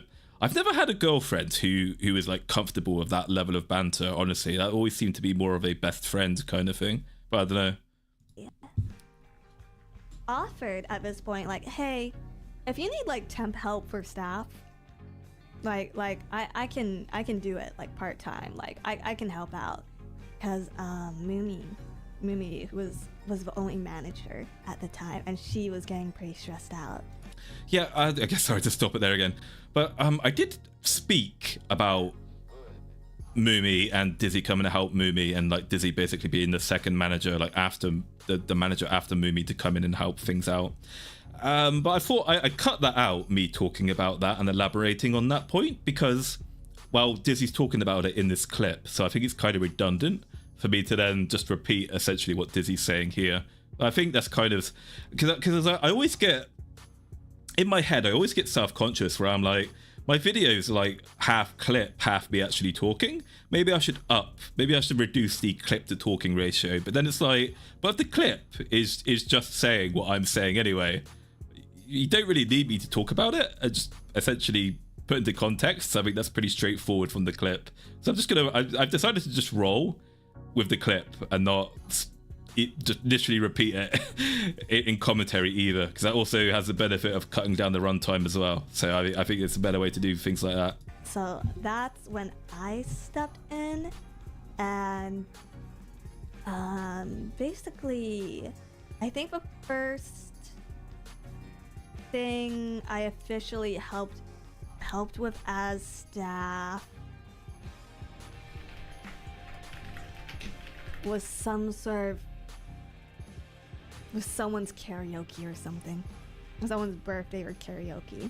I officially stepped in as staff way later than most people assume, and it was basically just whatever odd jobs or management work or merch work needed to be done on the fly is what I was put in charge of. There were a few talents that I did more work for than others, but it was more or less just because my working style was preferable to them. Because if you give me work, I'll probably just do it on the spot, which pros and cons to that, right? So if you God, my mum's like that. It drives me insane. It was like easy to ask me. Double Dizzy. Yeah. Dizzy was a consultant. No, I wasn't. That's another misconception. So people take it like super, some people took it like super like officially, but essentially, because I knew Sakana before I joined Faze, here and there, because I've been in the industry longer, he would ask for my opinion or ask about certain things, like, oh, how do you go about like covers and MVs and stuff. And so it would just be very casual chatting. That's what being a consultant is, Dizzy, you dopey fucking slut. Again, that's the kind of stuff I write in the script, and I think that's fucking hilarious. And then I was like, when I get to this point, I'm like, oh, I don't know actually now. Again, it is, on the one hand, it's like I've obviously I like Dizzy and I'm joking about all these like little snipes I'm making at her, but then at the same time I'm like, is that a bit too far? And is that just stupid and cringe? Should I cut that out? I don't know. I think I might cut that out. I might cut that out. Thank you very much for the $2, Eric. I hope she brings back the black nurse outfit. It doesn't feel like it's been too long since she last used a black nurse outfit, surely. When was the last time she did a black nurse outfit stream? It feels like she only did it a week ago or so, right? Keep it? Okay. Yeah, okay. You need the Casus Belli. Okay. She was somewhat involved in Faze Connect Origin's hiring process, which would have been around April to May of 2021, providing such fantastic recommendations as don't hire Pipkin Pippa. Great advice. Sakana would disregard her advice, and Pippa would arguably go on to be Faze Connect's star talent for 4.5 years. She would also recommend... Oh shit, yeah, sorry, I lose track of time really easily because I'm working on these videos and doing stuff. So I say like a week... I'll say stuff like, oh yeah, I watched this person a week ago, and it's like, no I didn't, I watched them 3 months ago. Oh shit. But yeah, meant that a Managawa Sheena of Faze Alias shouldn't be hired. And Sheena would also go on to become one of Faze Connect's star talents. Yeah, Dizzzy Doccy. Yeah, don't hire Pipkin Pippa. Goes on to be Faze Connect's greatest VTuber. Oh yeah, don't hire Sheena. Sheena goes on to, for a long while, arguably be the most successful person in her generation by quite some margin. Good one, Dizzy. To say that recruitment is not her strong suit. Recruitment isn't her strong suit. You said some not so nice things about me, Dizzy. Yeah, it was like a popular assumption at the time. And you get it, right? Like, we are forever grateful to Sakana for giving us a place in this company and putting trust in us. Yep.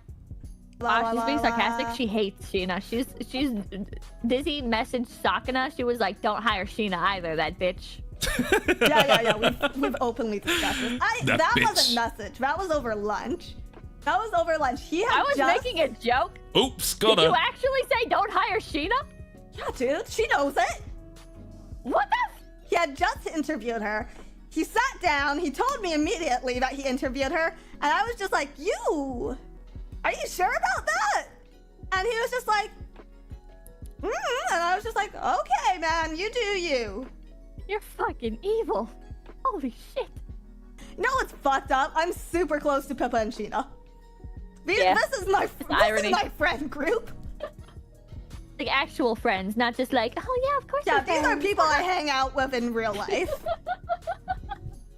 And, yeah, I know, but it's like, as on a serious point, yeah, I can see why Dizzzy didn't want to hire Pippa at first. I would probably have made the same call as well. Like, you have this weird girl failure woman who makes 4chan jokes and is a bit of a schizo, turns up to your VTuber corporation, you go, yeah, no thank you. She's going to attract swarms and swarms of weird, like, 4chan people. We don't want those types around there. But actually, it ended up working out quite well.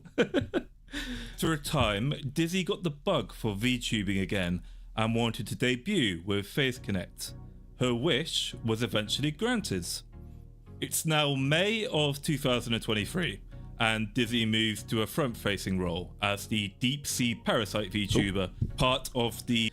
yeah, it would help, I guess. It would help, Budsy, if I had like shit on the screen, so that would summarize what I'm saying in each kind of segment so you could follow along. But in regards to the timing, Dizzzy started like kind of quote unquote consulting for Faze Connect while she was still in Tsunderia, but she didn't actually it's hard to explain. She was kind of like help supporting them as like a friend and advisor while she was still in Tsunderia. But then eventually what would happen is that after she left Tsunderia, is that she would then actually get paid as a kind of temp to then give this kind of advice in a sense. And those two have known each other since long before Tsunderia. The second wave of Faze Invaders, which is now known as Faze Invaders Wish. Dizzzy didn't actually want to join as an invader and use her old IP. Instead, she wanted to join Faze Connect as part of its third generation, which was planned for later in the year. Oh yeah, I thought that was... Oh shit, I didn't put the clip in there, I forgot. Yeah, but yeah, actually, I was surprised to see that Dizzzy didn't want to be an invader at first. She actually wanted to be part of... Oh shit, what's Generation 3 called again? Oh, I forget their generation name. I keep wanting to call them Kaleido. It's not Kaleido, that's the Japanese wave, isn't it? What are Gen 3 called again? Euphoria, isn't it? Yeah, Euphoria. That's it. Yeah. Yeah, ever since Cyroxis has left, I don't watch Euphoria anymore, so I basically forget they exist now, sadly. Yeah, I was surprised she wanted to be a member of Euphoria at first. As a VTuber around the age of 30, she has earned the honorific of hag or older woman. Or in my case, my peer. Ishina once mentioned that Dizzzy was a manager during several months before she joined the Faze Invaders. Yeah, this is like, again, parts where I need to re-record. So what I said there was that Dizzzy was Sheena's manager for several months before she debuted as Dizzzy, is what I meant to say there. And so eventually, Dizzzy would abandon all her manager functions. Despite her advanced age, Dizzzy is a self-proclaimed gym rat and is quite flexible. Oh shit, here we go. Oh god, please YouTube, don't ban me for this. Guys, if you have, I know it's behind ticketed exclusive content, but if anyone has like a nice, smooth, high quality image of Dizzzy doing a thing, I would really appreciate it for the video so I can make this joke. Good VTuber. good bit of VTubing that. Fucking hell.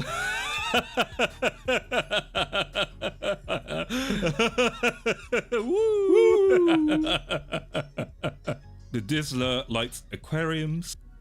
I stole that joke from the Faze documentary. In the Faze documentary, I'm gonna have one of those moments where Lumi accidentally hits one of those toggles and shows her breasts, and I was gonna make a joke like that. I've recycled that joke as well for this video. Reading, Salampars, Shotacons, and of course, Digimon. The favorite anime and manga include...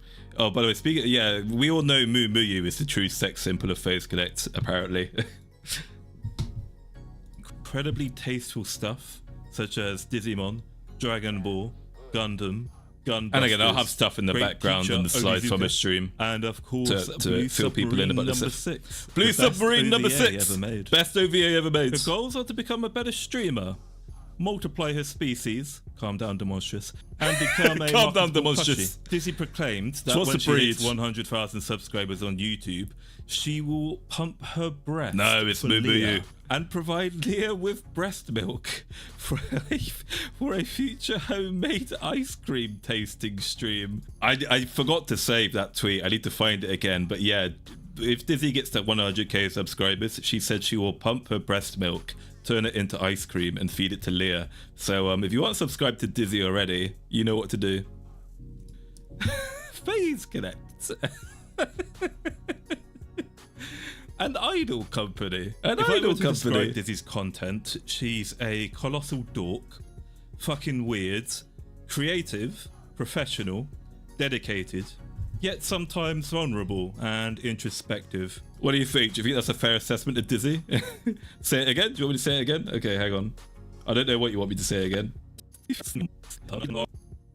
Let's start here again. The Dizzler likes aquariums, reading, salampars, shotacons, and of course, Digimon. Her favourite anime and manga include incredibly tasteful stuff such as Digimon, Dragon Ball, Wait a minute. Gundam. Did I fucking say Digimon? Slipping a tongue there. I need to re-record that, definitely. I said Digimon by mistake. This great teacher Onizuka, and of course Blue Submarine number 6, the best OVA ever made. I forgot to mention the Fujo thing, actually. You're right. No, thank you. Actually, yeah, thank you. I forgot about that.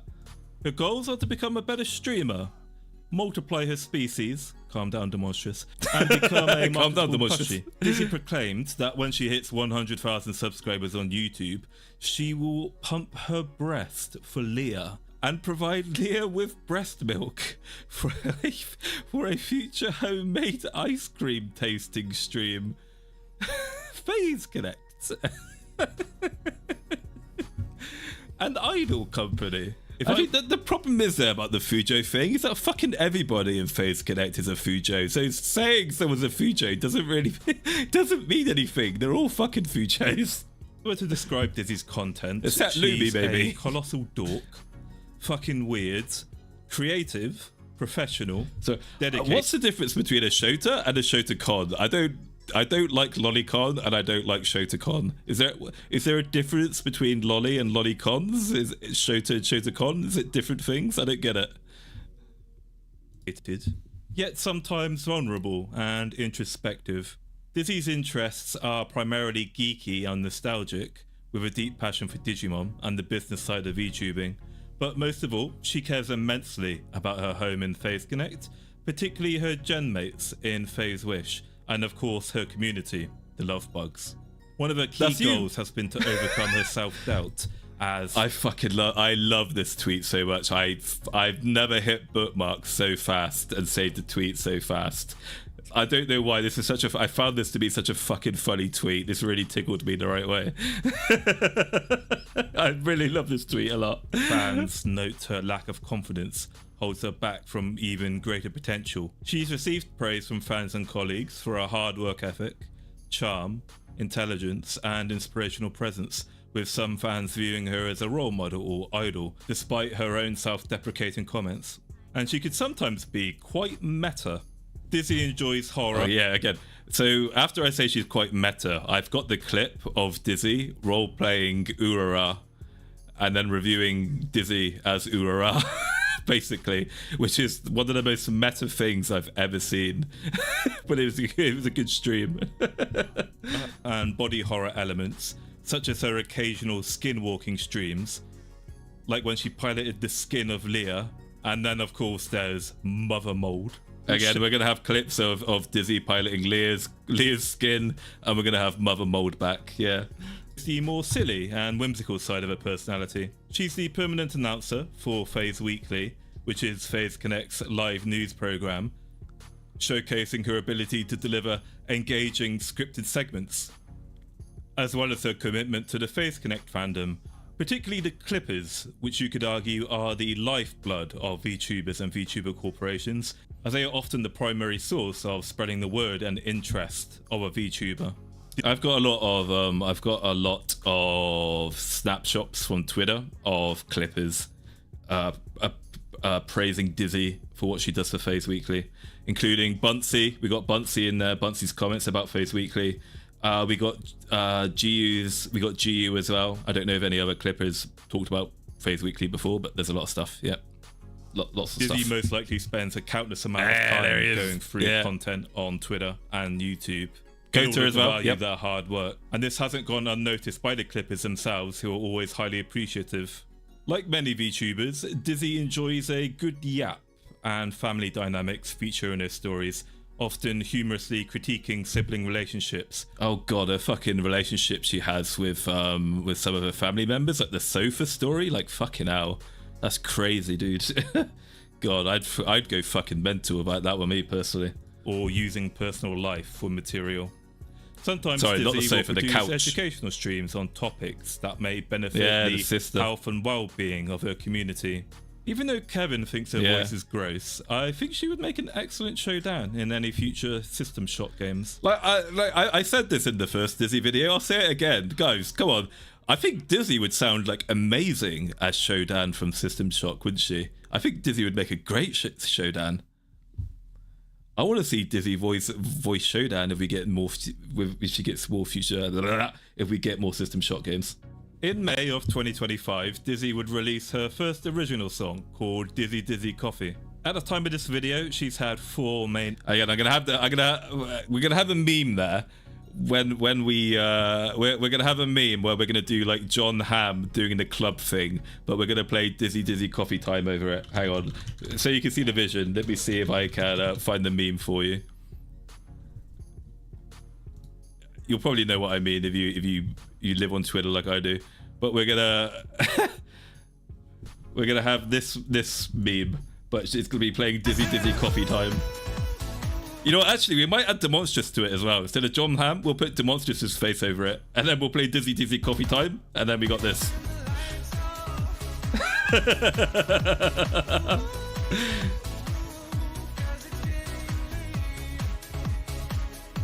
Hell yeah. Outfits. The goth bondage maid thing. The goth girlfriend outfit. The haunted nurse outfit with a black and a white version. And then in November of 2025, she would debut her latest outfit, which gives me major Blue Submarine number 6 vibes. Again, I'll have it like in the background so people can see what the fuck I'm talking about, but I love her latest model, man. There must be Blue Submarine number 6 vibes in that thing. It looks great. Fishy. Fizzy. I don't know what you would call it. Fishy. Yeah, I'll put the other bugs in there as well. I'll put Popcorn Man in there. How about that? I need to fit Ixiom in there. I need to fit in Fulgrim, Ixiom, Pavlo, Popcorn. I need to fit decent clips in there. I need to fit loads of guys in, don't I? This outfit was. Oh, I know. How about I don't know, Popcorn Man? How do you think it'd be apt to put you as Charlie Sheen in that limousine meme? I don't know. Maybe we put Popcorn Man in the limousine, and then we'll put Ixiom in the club. In collaboration with the rest of Faze Wish for their group album Last Signal, where fans were able to witness the 5 years of blood, sweat and tears Dizzzy put into getting this far with her idol career.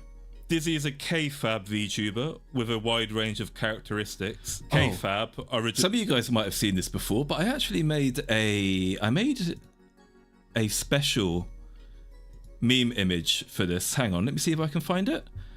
Let me see if I can get it up on screen.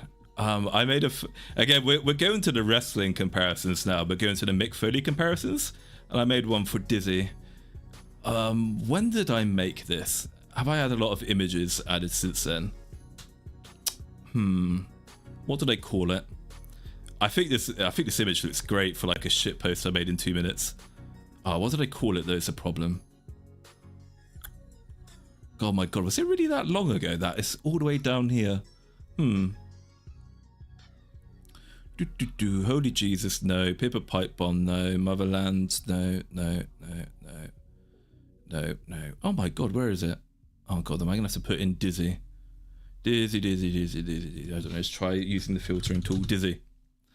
Yes, there it is. Wait, yes, there it is. Okay, I got it. Awesome. Okay, hang on. Ooh. Open you up. Oh shit. Did I delete it by accident? Oh, is it moved somewhere? Why's it gone? Oh no, is it gone?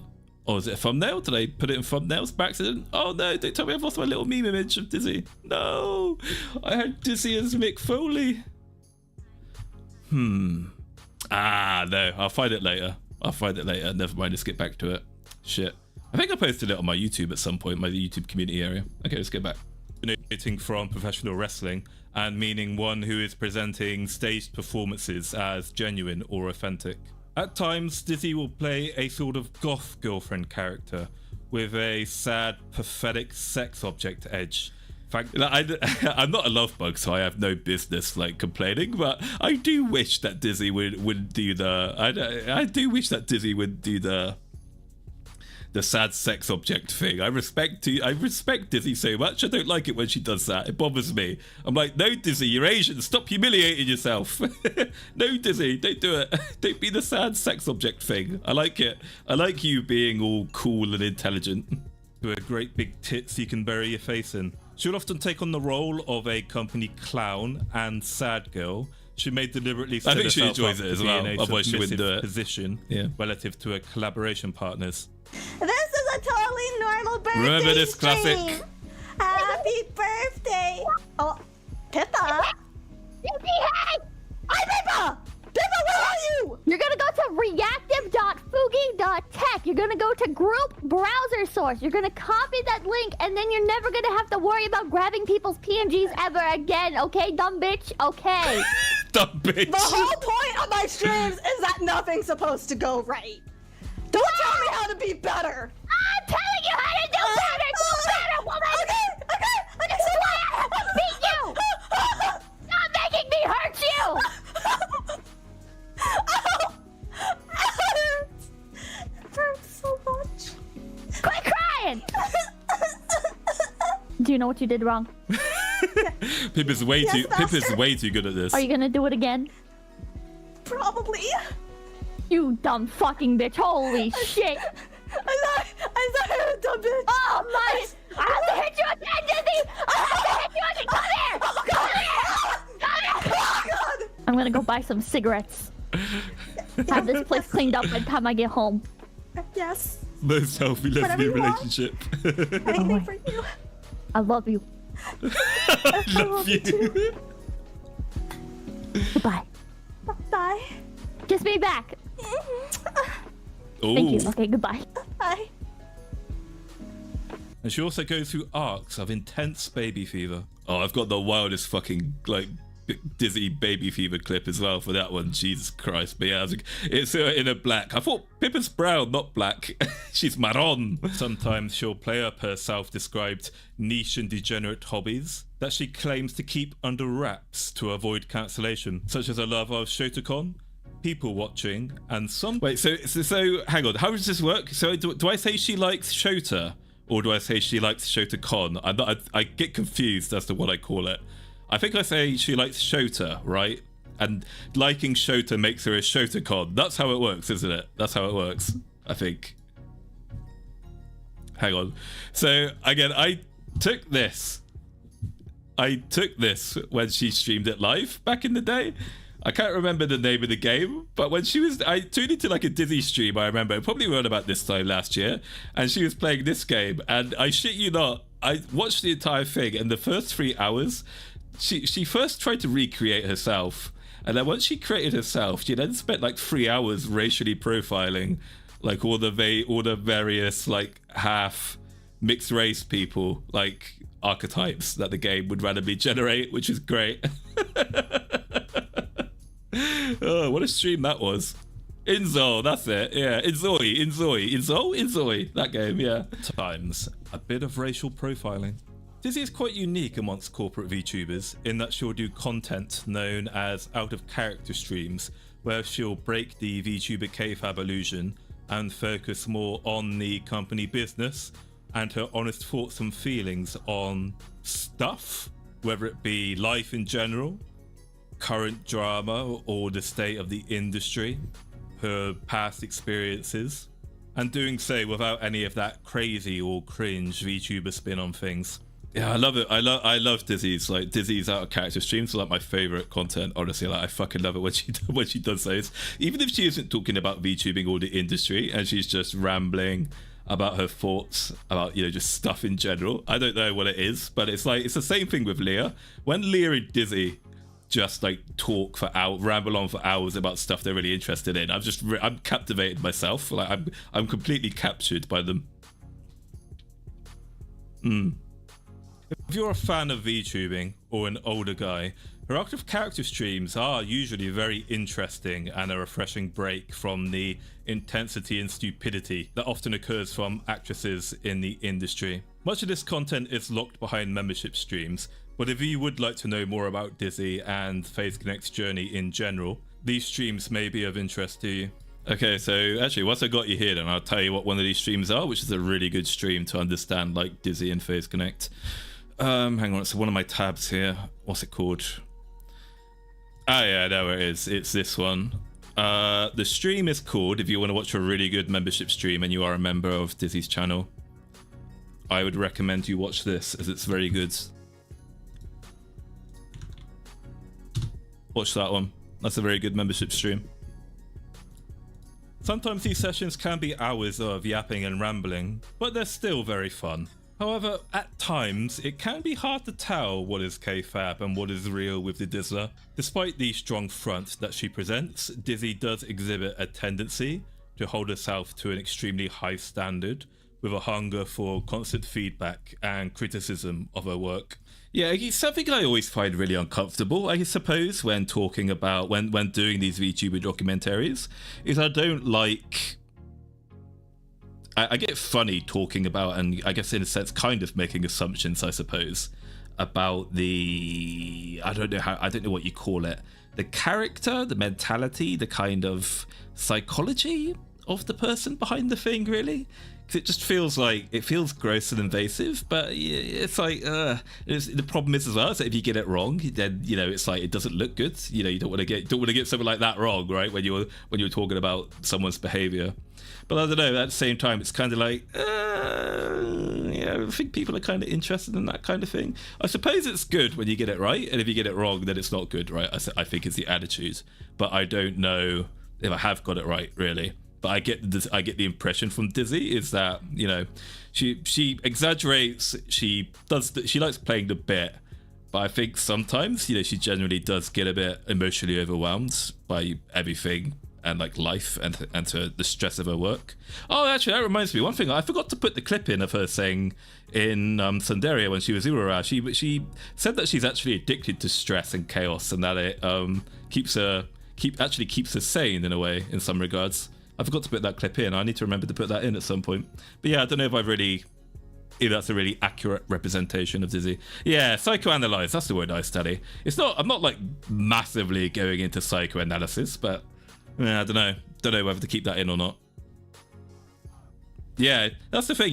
Sometimes I do find it really difficult to tell what is an exaggeration, a joke, a bit, or her actually being like actually pouring her heart out for a stream. The pressure of her responsibilities and emotional attachment to her work seems to genuinely cause her distress at times. Not only does Dizzy work very hard for her own sake, she also works tirelessly to support those around her, whether it be her Faze colleagues or members of her family. In other words, a lot of people depend upon Dizzy to produce results, and she takes these responsibilities very seriously.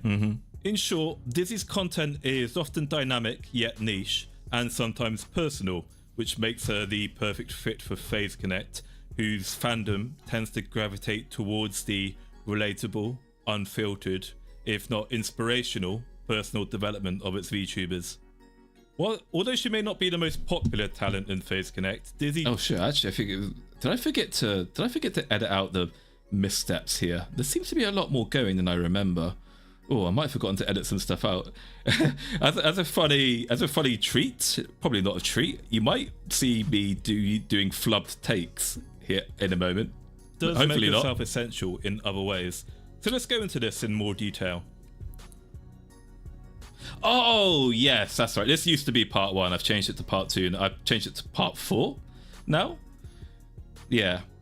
This is where I opened up with this to begin with, and I thought, yeah, doing 20 minutes of this stuff, yeah, not the right place to put it. Actually, I think it segues better if I now talk about, after explaining who DIzzy is, I then talk about the challenges VTuber agencies face, and then the part after that is then how DIzzy addresses it. I think makes much more sense from a structural point of view.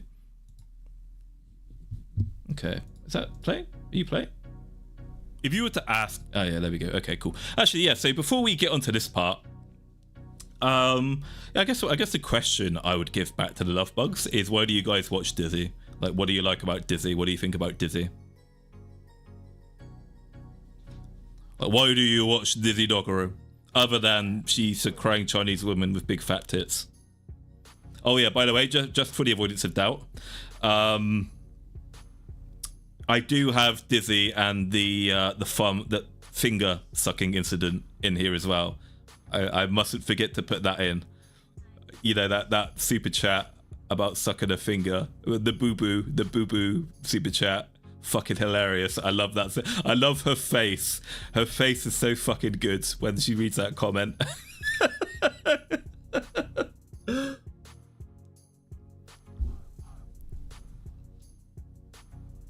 Her creativity, her rants are hilarious. Yeah, Demonstrous, do a stream about why you love DIzzy. Hell yeah, I think we'd all love to see that. Jokes aside, she's one of the most hardworking, talented women in the business, even that sometimes affects her personal life. She was a true journeyman. Yeah, I think that's the core of why I really like DIzzy. I really just respect DIzzy and what she does, and I just find her to be a very interesting person. I really like her introspection and her analysis on, you know, as I said, like stuff in general. Really doesn't matter what it is. If she cares enough to talk about it, I find it interesting. She's one of the only VTubers who treats it like an art. Yeah, she does. She's yeah, like I said, she's like yeah, she's like an old school professional wrestler. She like really treats the kayfabe and kind of like she really treats the culture around VTubing seriously, right? She's not really an ironic VTuber or like a streamer who essentially streams using a virtual avatar. She really does care about the VTubing thing. She is really good with chat, it's true. As opposed to other talents, she has a big heart, especially for the other girls in the company. You can tell she really cares for her friends at Faze. It's hard to describe why I like DIzzy so much. It's probably a combo of her creativity, stealth intelligence, strong opinions, and just wanted to support. Yeah, again, that's one of the reasons that kind of stops me from hating VTubers and like wanting to just fucking get out of this gay weeb ass stupid culture hobby thing, is the fact that I kind of get touched and attached and kind of enamored by those inspirational stories of personal and professional development with some VTubers. I think with a lot of the VTuber drama that's been going on for the last 4 months, I've like just become so fed up, and I've become so bitter, and I just hate everyone and everything relating to VTubing now. And it's like, why am I still here? Well, the reason why I'm still here is because obviously there's a lot of Faze Connect fans who I've become quite fond of, but then also there's people like Rie, DIzzy, Pippa, I don't know, Shiki Miyashino from Prison Project. You know, women who are, you know, trying their best, doing their best in difficult circumstances, and are pretty decent, interesting people. And I just want to see them, just want to see how they're doing. I just want to see them, you know, see them do well and accomplish what they're set out to achieve. It's nice to see. It's nice to see someone somewhere is doing all right, whereas I'm stuck here in this godforsaken communist island called the UK. It's quite uplifting to see at least some people, some VTubers, make something of themselves. I don't know. I don't really want to get into the whole argument about VTubers and then women and then EFOTs and, you know, skinwalkers and whatever about the culture. It's like it's just inevitable. And the thing is that people can't blame tourists either for the state of VTubing, because self-proclaimed strong VTuber fans themselves financially support and shield for people who are part of the problem. And this is a problem with gatekeeping, is that if you seriously want to gatekeep a hobby, then you're going to have to do things you don't like to people you really don't want to do it to. Again, I'm not going to get into this too much because this isn't the place to do it, and it's going to cause such a fucking... It's probably going to cause like meltdowns, and it's going to probably drag me into an argument I really don't want to have, because I don't actually care. I don't care about it that much to argue about it. But like I've said before, I don't like the allure, and it's nothing to do with me being a Puritan. Obviously, you guys know that I like talking about my favorite cosplayer, Satin Stars, and their great big tits, right? So I'm not a Puritan by any stretch of the imagination. And again, it's like when it comes to like LewTubers and that kind of thing, I don't like it, so I don't watch it. At the end of the day, that's what I do. But my problem with the allure, though, is that even though they seem to be interesting, decent enough ladies, my concern is the second order effects of something like the allure being very successful is my concern. It's not really them themselves, it's the second order effects. And what I mean by the second order effects is that if you have VTubers who have like a very decent split of their content, be it of them basically showing off, it's basically them streaming their feet or doing fetish content and, you know, showing off their real bodies, and that gets successful, then, you know, other aspiring content creators are gonna gravitate towards that and emulate it for no other reason than it's really easy to do as well. It's a very cheap, easy, low effort way to success. And the thing about, well, I won't say Westerners, it's not a Western problem, but humans naturally gravitate towards the path of least resistance. So when you've got VTuber A, who's working really hard through music covers and community engagement and making fun, interesting, high effort content, and she's struggling to break 2View, and then you've got VTuber B, who constantly first posts herself in like fishnet stockings or other fetish content. She gets her tits out all the time. Well, what's going to happen is either VTuber A is going to get frustrated and leave because she doesn't want to do what VTuber B does, and she's just had enough, or what you're going to get is a situation where VTubers who would actually make content, you know, the creative thing that we like, will essentially just adapt to sex, which is one of the easiest and most straightforward ways to becoming successful, right? So I don't know, maybe I'm being unfair, but I'm genuinely concerned about the second order effects that a successful VLO will have in the industry. Even though I don't watch their streams very much, but when I've seen like clips of them doing their Zatsy dance and stuff, they seem interesting, nice enough ladies. I don't have a problem with them. I'm just concerned about their impact on the industry, honestly. And I'm concerned it will take VTubing in a direction that that isn't necessarily for the better. And then, you know, then we'll get people asking where it all went wrong. Why are VTubers all e-whores now? And it's like, well, with all due respect, if you cared about the integrity of the industry, then unfortunately, perhaps VLO is one of those organizations that you maybe shouldn't support if you wanted to keep things pure, really. But I know that's an actual hot take, that one. You know, but it's like, whatever. I don't care enough to argue and die on that hill. If you want to call me slurs or call me bad things for saying it, I don't care. Whatever. All right, that's my thoughts on it, honestly. Yeah. All right, let's move on. Actually, let's get back to the DIzzy Doccy. The common person on what a VTuber is, they would tell you that obviously it's a man with a voice changer. Picture unrelated. They might tell you it's a hobby. So again, I feel kind of bad for doing that, but at the same time, I think I'm hilarious when I do that. Hang on, let me go back and do that again.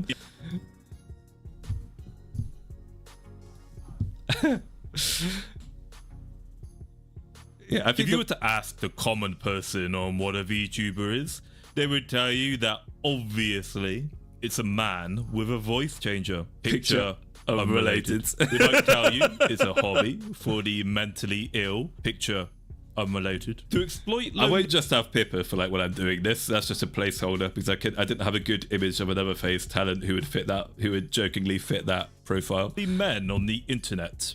In reality, they're actually smoking hot Asian women. Picture actually unrelated this time. Most VTubers are women, some of whom wish to become a famous singing, dancing, virtual stage performing idol who produces music albums. Yeah, the new Pippa VA isn't that cute. Yeah, unfortunately, the original Pipkin Pippa voice actress was replaced by Zendaya. Unfortunately, like Zendaya is really big in Hollywood right now, so, and Zendaya is brown as well. They wanted a brown person to voice the brown VTuber. It's more feasible to accomplish this in an agency. So what can a VTuber agency offer a prospective talent? A way to accelerate their channel growth through marketing and networking opportunities. They may offer a large established brand, and with it, a fiercely devoted fandom with deep pockets who will consume anything related to the company. That's you. For example, if one were to join top agency HoloLive, one could expect tens of thousands of live viewers on a debut stream. Top independent and other corporate VTubers will be watching and may wish to collaborate with the new VTuber. The agency may provide streaming assets, such as equipment or VTubing models, which can cost many thousands of dollars for private purchase if you want the expertise of some of the industry's finest. Agencies could also offer sponsorship deals or merchandising with sales cuts, such as the ridiculously overpriced Faze Connect coffees. Finally, many agencies offer personal and professional development.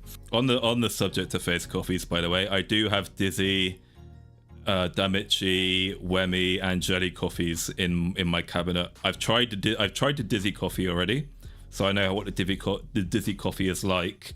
I will make those videos after the DIzzy Doccy. We'll have 4 Faze Connect coffee reviews after the DIzzy Doccy. Through stream analytics, direct or indirect mentorship, the opportunity to collaborate with and learn from the example of highly successful colleagues. Maybe the agency has industry contacts for professional singing, dancing, voice acting, or music instructors. This access is provided for free in preparation for the VTuber concerts. Sounds like a fantastic opportunity. So what's the catch? Well, depending on which agency is picked, one could expect heavy workloads, loss of freedom due to strict cultural guidelines and behavioral expectations. There are revenue splits, usually about 50% of stream income and roughly 2 to 20% for merchandising. Then there's the Tsunderia had 2% on their merch split, by the way. Imagine that. Imagine the 2% merch split. Why even fucking bother at that point? High risk of exploitation, unfulfilled promises, or just sheer incompetence from shady organizations. Unfortunately, the industry is highly competitive and streaming in general is oversaturated. The resources and perks required to run an agency are expensive. Therefore, most new startup agencies don't survive long term, unable to capture enough of an audience to make operations financially worthwhile. In order to succeed, a VTuber agency has to find a way to stand out, understand the tastes and cultural values of its regional customers. The behaviors and expectations of Western VTubers is radically different than what is common in say, Japanese VTubing. Yeah, this entire segment I'm gonna have to revoice because like I recorded this at 11:30 at night. It's really hot in my room, I'm dehydrated as fuck, and you can hear my tongue clicking every like 2 seconds from my mouth being super dry. Shockingly, many agency CEOs don't seem to understand this and make questionable blunders, such as Prism Project's Sony-appointed chief, who wanted to focus solely on the Japanese market, with his American VTubers that can't speak Japanese.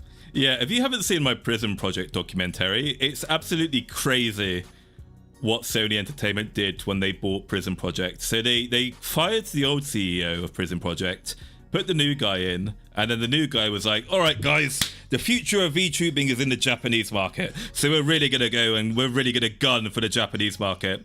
And it's like, Mr. CEO man, all the Prism Project VTubers are either American or Australian. None of them can speak Japanese.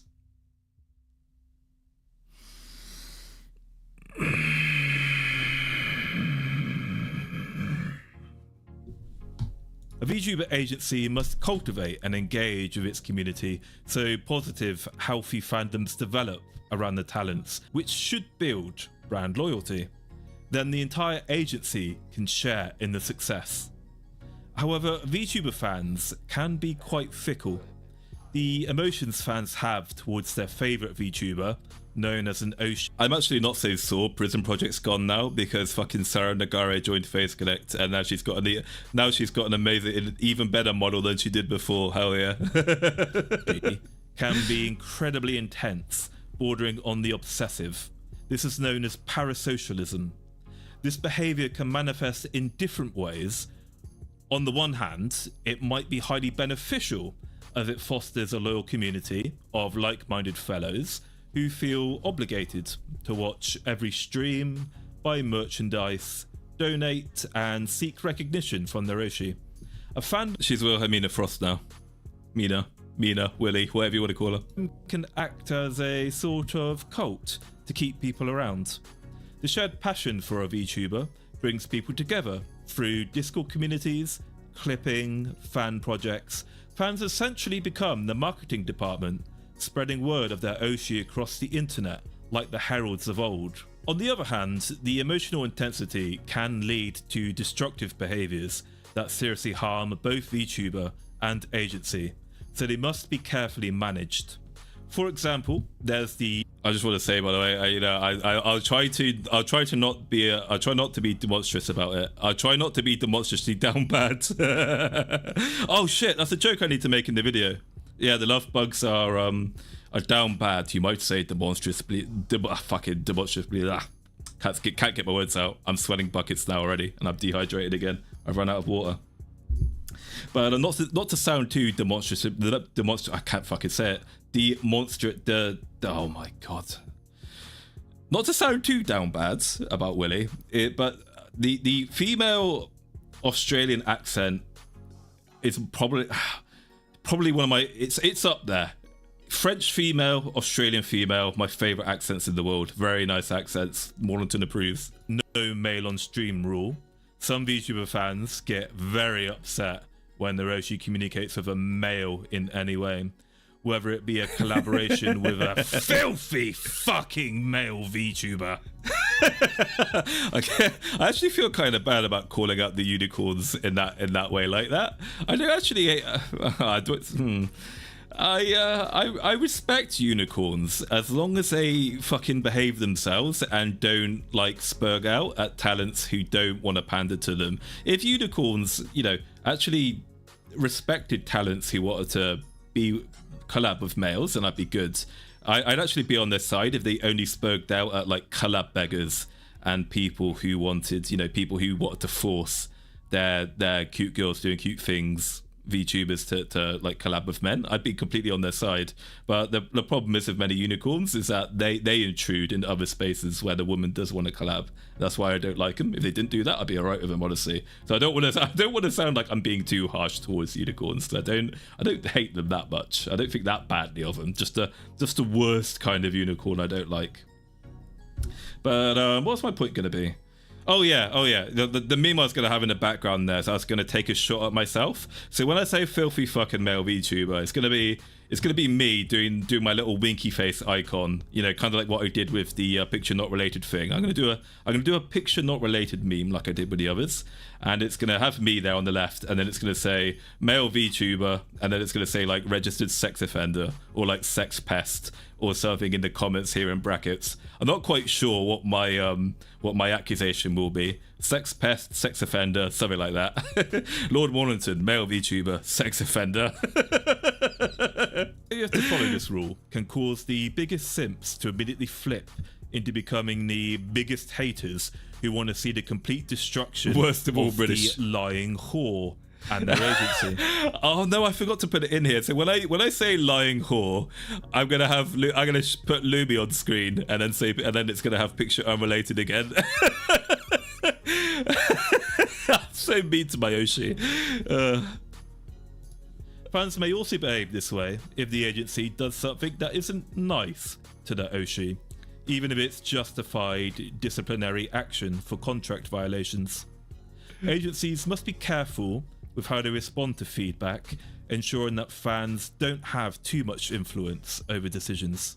Otherwise, you get types like Niji Sanji EN's Niji Sisters. Now this part I'm actually quite scared about saying. I'm actually really scared about this part because the Niji Sisters aren't to be trifled with. I'm gonna do it. I'm gonna do it anyway, but I'm scared.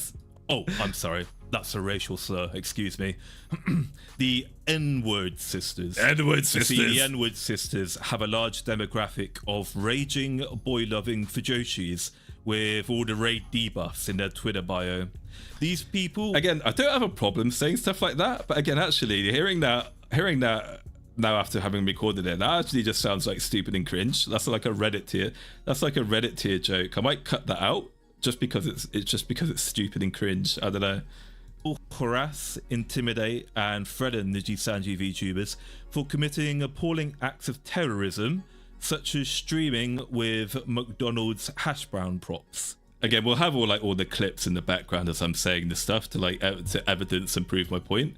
But do you guys remember when fucking Rosami, and I think didn't it happen to Scarl as well? Like those two had McDonald's props, and then the Niji sisters like had a fucking meltdown and tried to cancel them, and like did their Palestine genocide shit and Israel and all that stuff. Like fucking hell, dudes. It was just a woman with a McDonald's hash brown prop. Fucking calm down. In the case of Niji Sanji EN and their continued willingness to publicly humiliate and stab their own talents That's in it, the back Starbucks is Scar, yeah. emboldens the worst parts of their community to behave badly.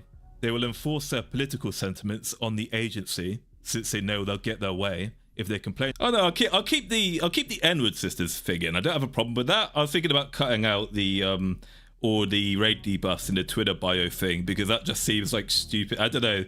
That seems stupid and cringe in retrospect now listening to it. It kind of sounds like, you know, I sound like one of those people who are like, you know, they're like, snowflake. I don't know. I don't think it's a really good joke, but I'll keep it in if you like it. Enough. This community behavior pushes normal fans away. It creates an issue where Niji Sanji EN is now fully dependent on this one demographic, since it's how they make all their money. It's also led to the loss of much of their top... Yeah, that's the problem with Niji Sanji EN's situation now, is that they've gone so hard into pandering to the politically radical Fujoshi types that they've basically scared away most of their normal fans at this point, and now they've been completely audience captured by one demographic, and now this one demographic recognizes the influence it has over the agency and will exercise it on a regular basis to get what it wants, which is obviously it's a very bad thing.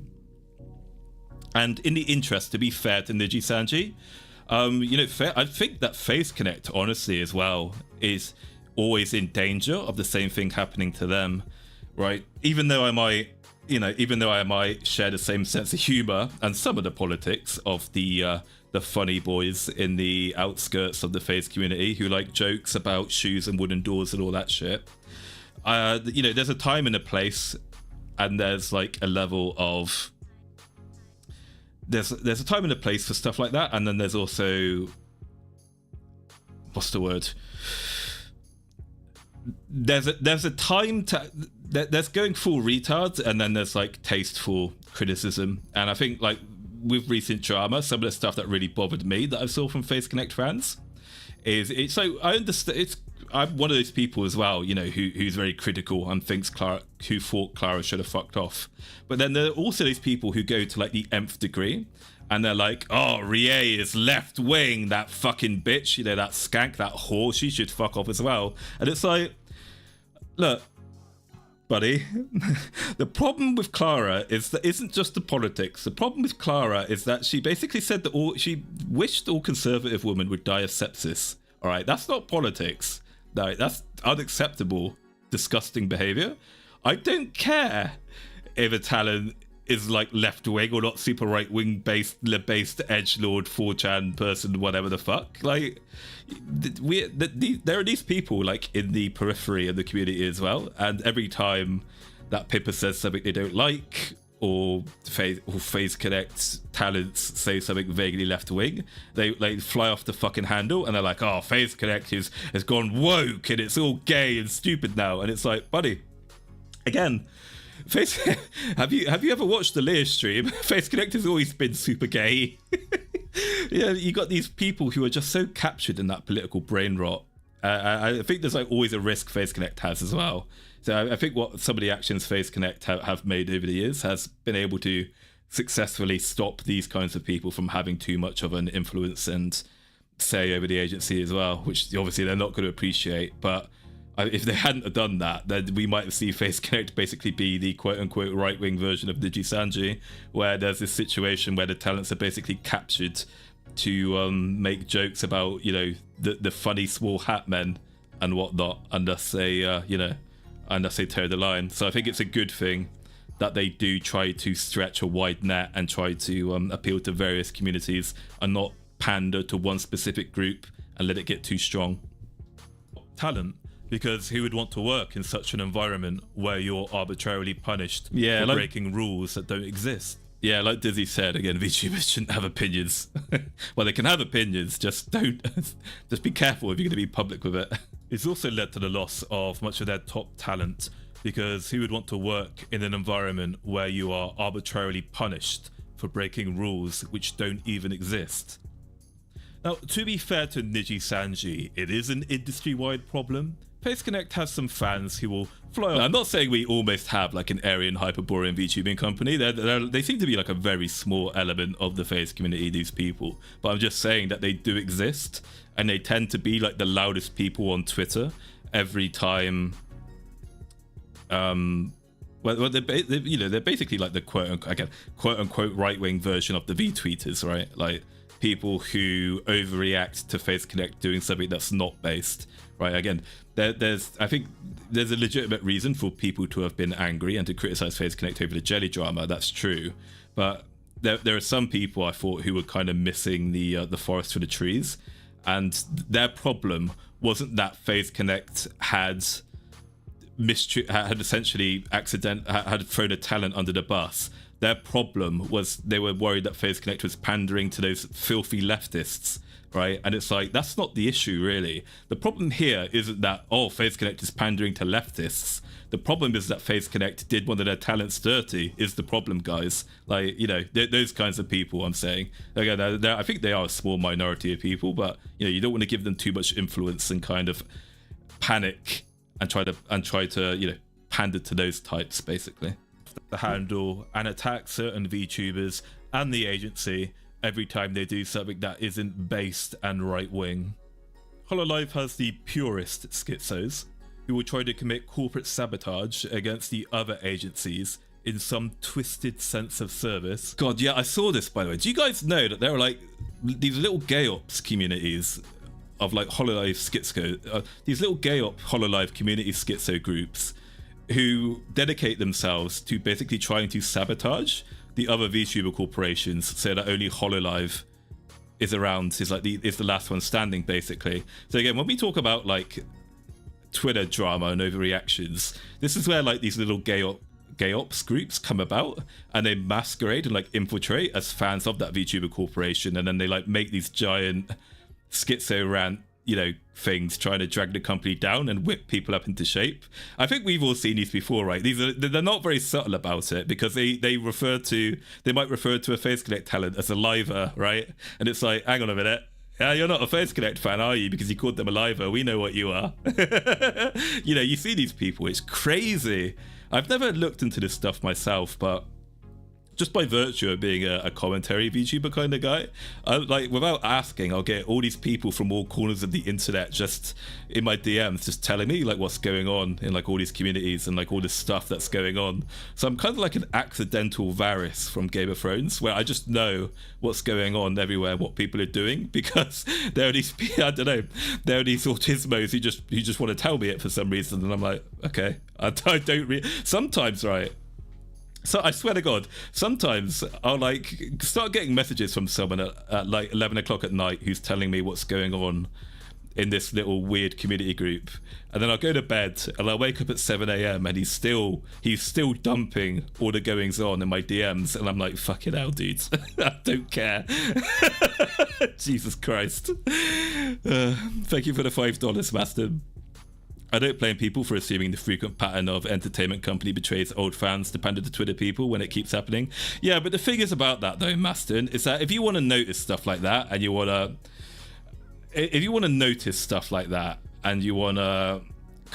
you want to analyze a situation and come to a conclusion, you don't compare what other people and what other VTuber corporations do and then apply it to your one. This is the problem that people are having, is that they are looking at what Niji Sanji does, or they're looking at what independent Twitch VTuber whores do, and then they're applying their mistakes to Faze Connect. And it's like, no, you don't. That's not how you notice things. You have to look at the history of Faze Connect. You have to look at the pattern of Faze Connect's and their VTubers' history.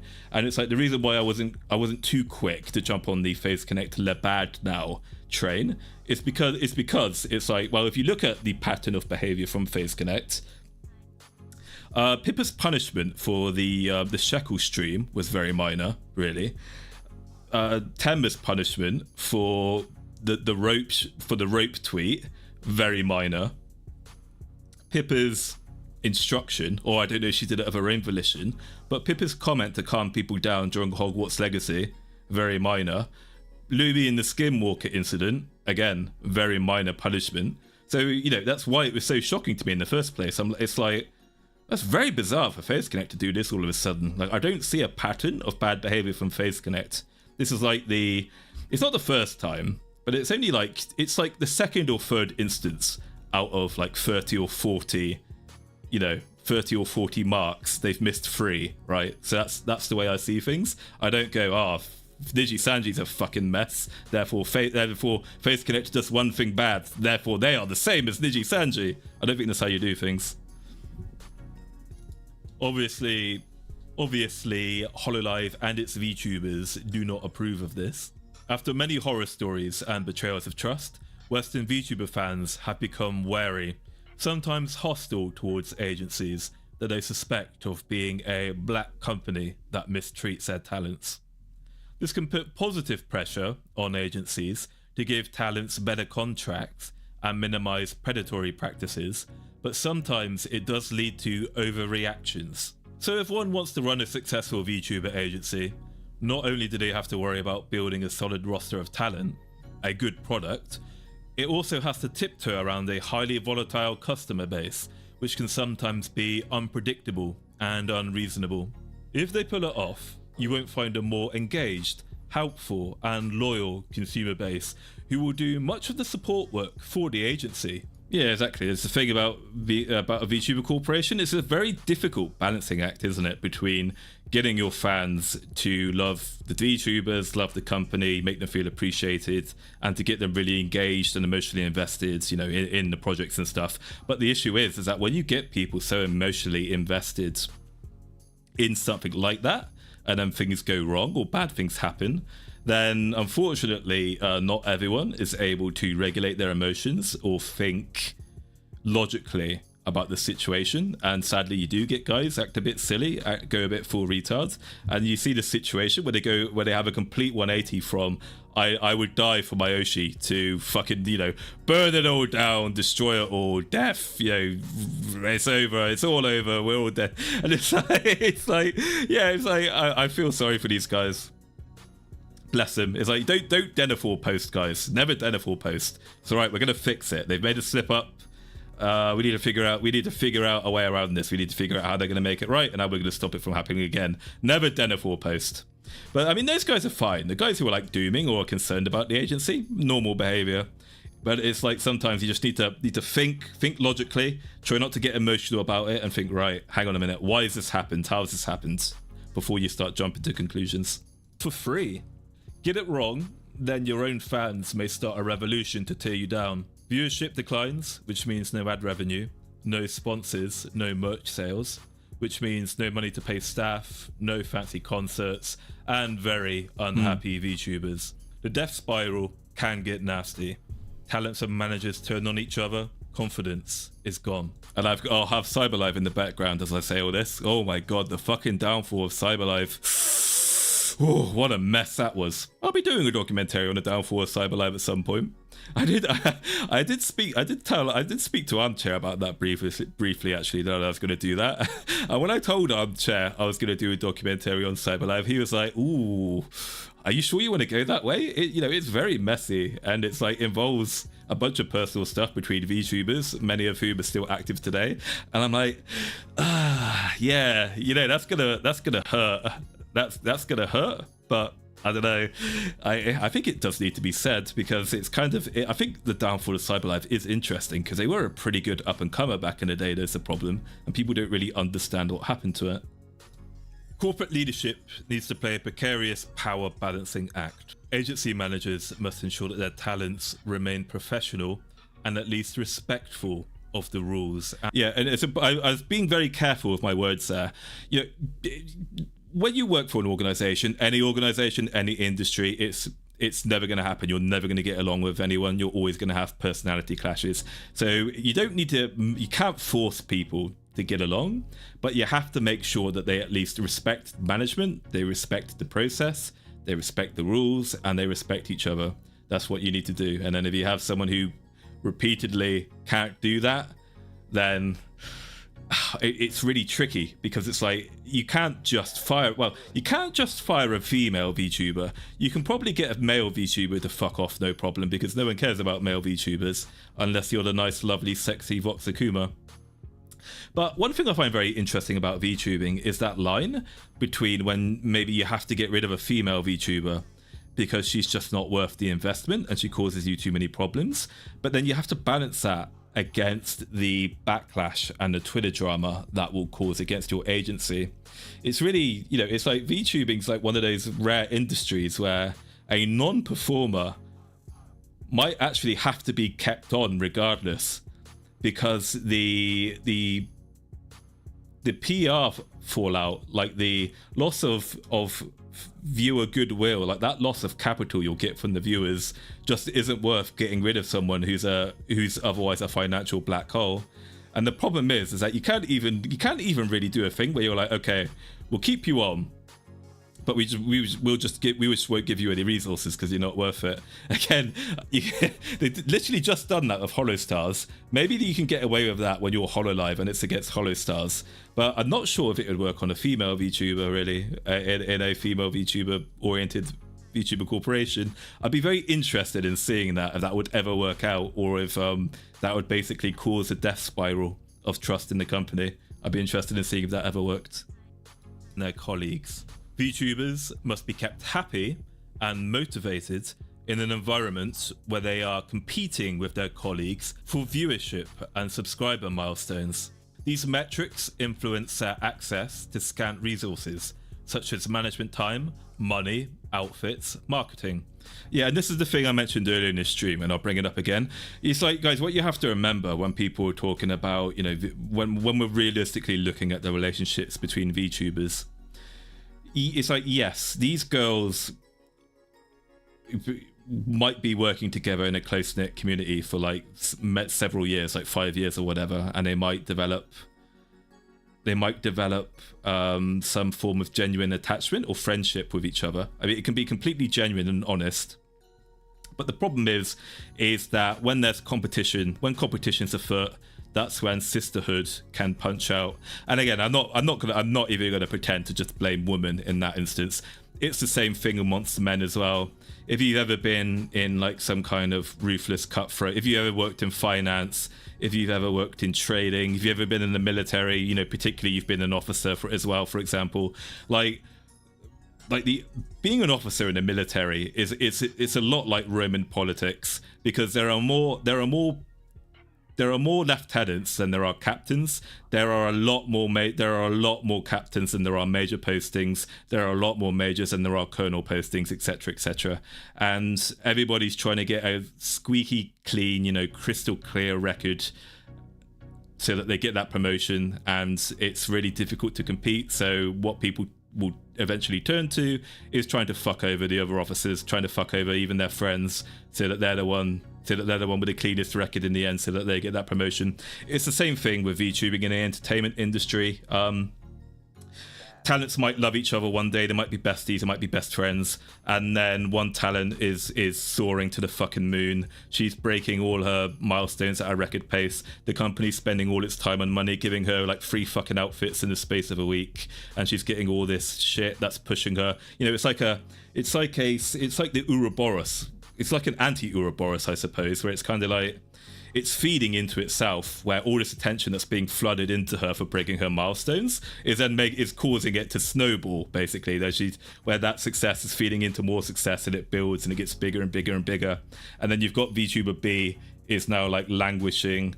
She's stagnated. She's not getting anything anymore. She's been around just as long. Maybe even the new VTubers from a newer generation are doing better than her now. They're getting all this attention.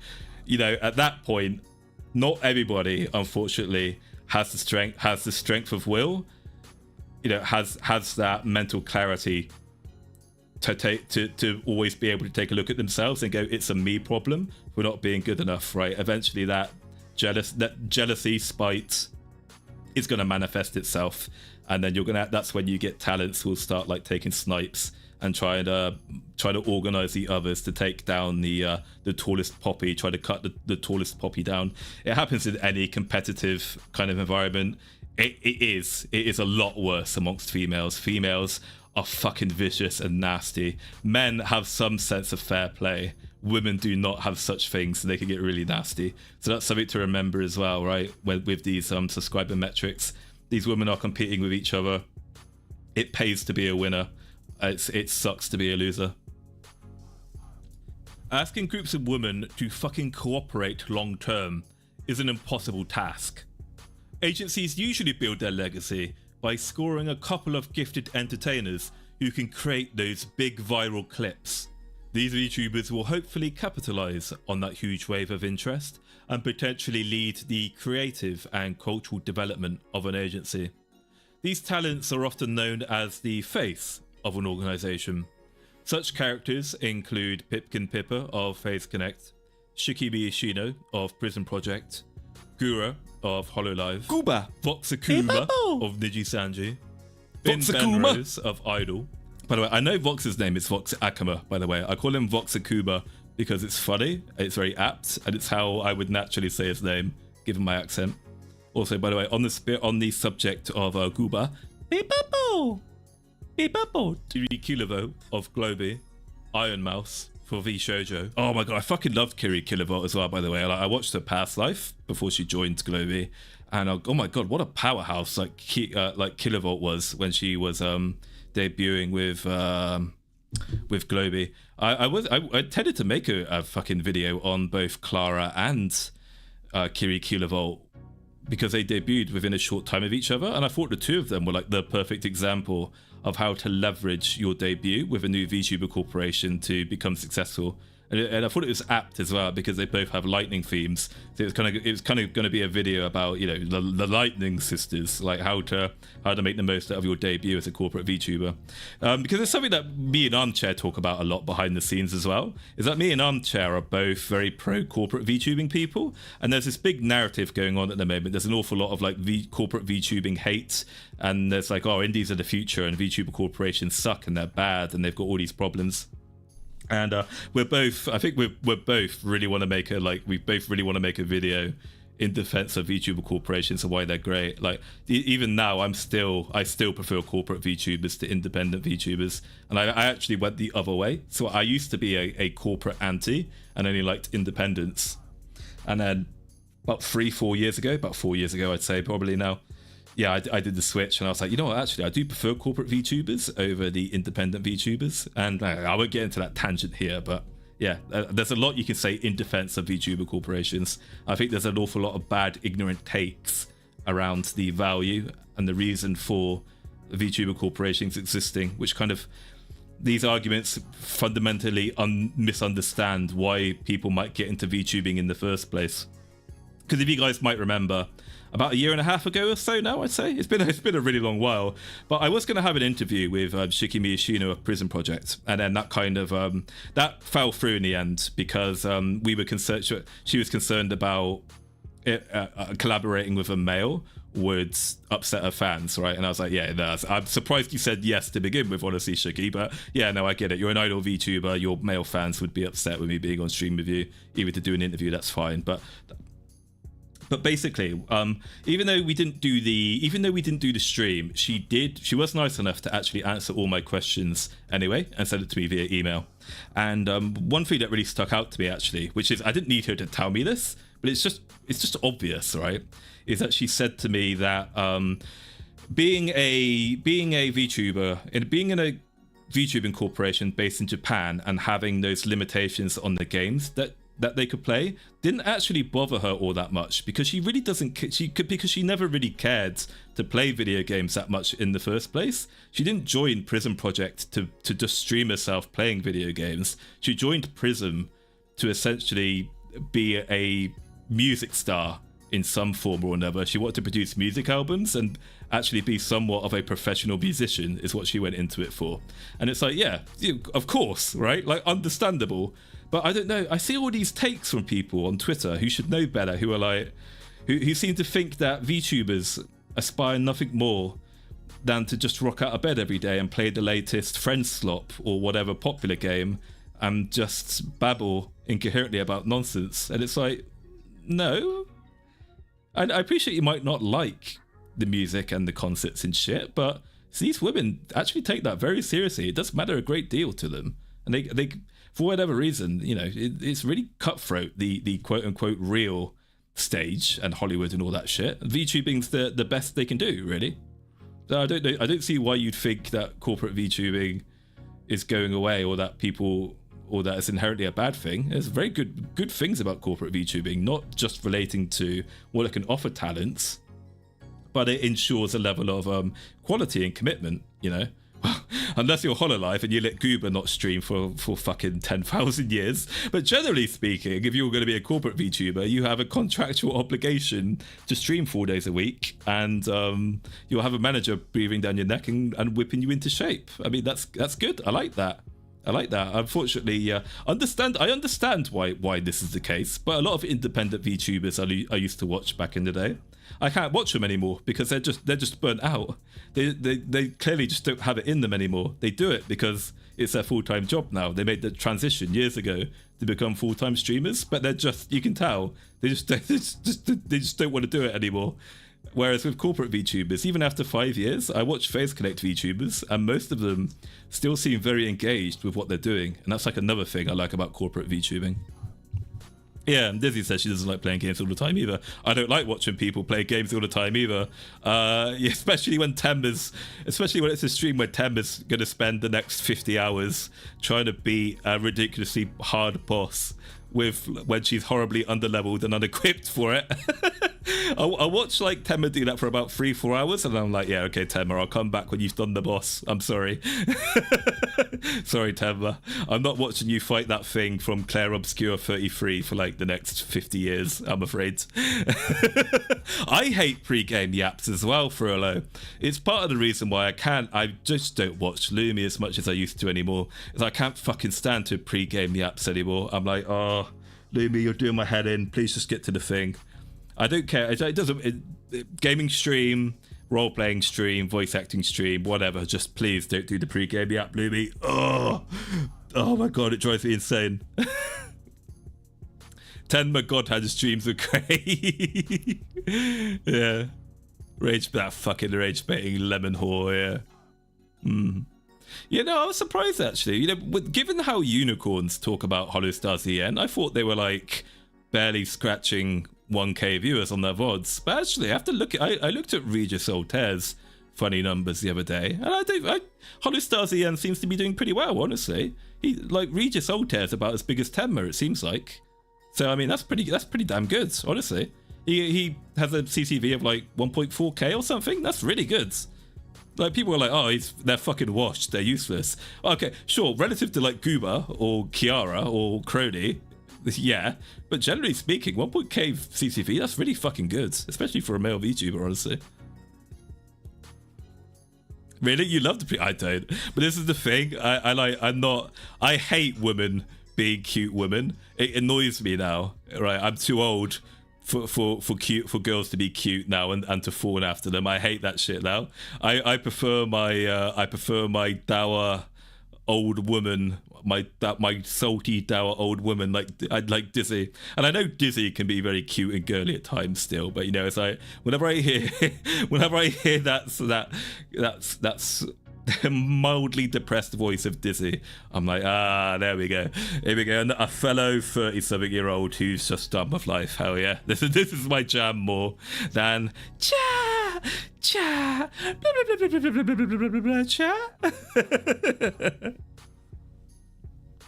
My name is Jeff.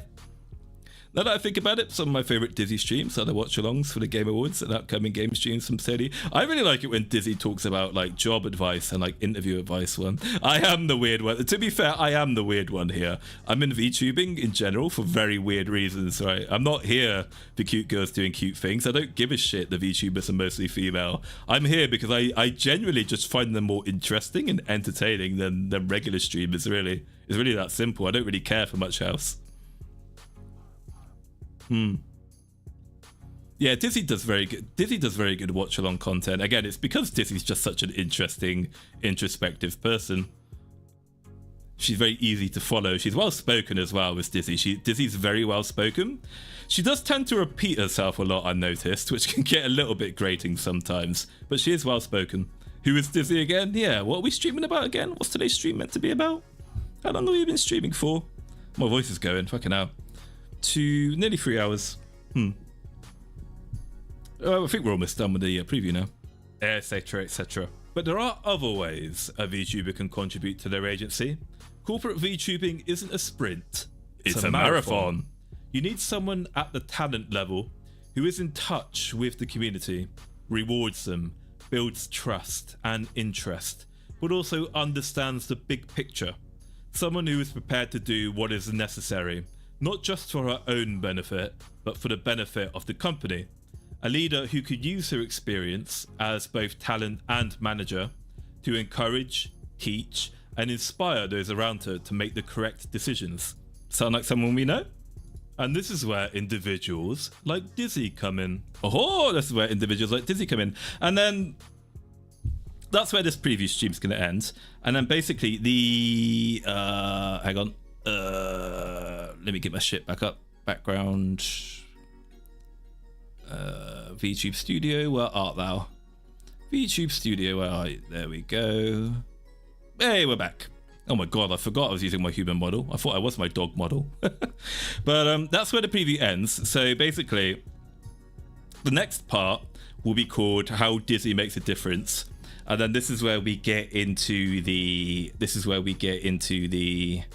I don't know how to describe it. This is where we get into the... I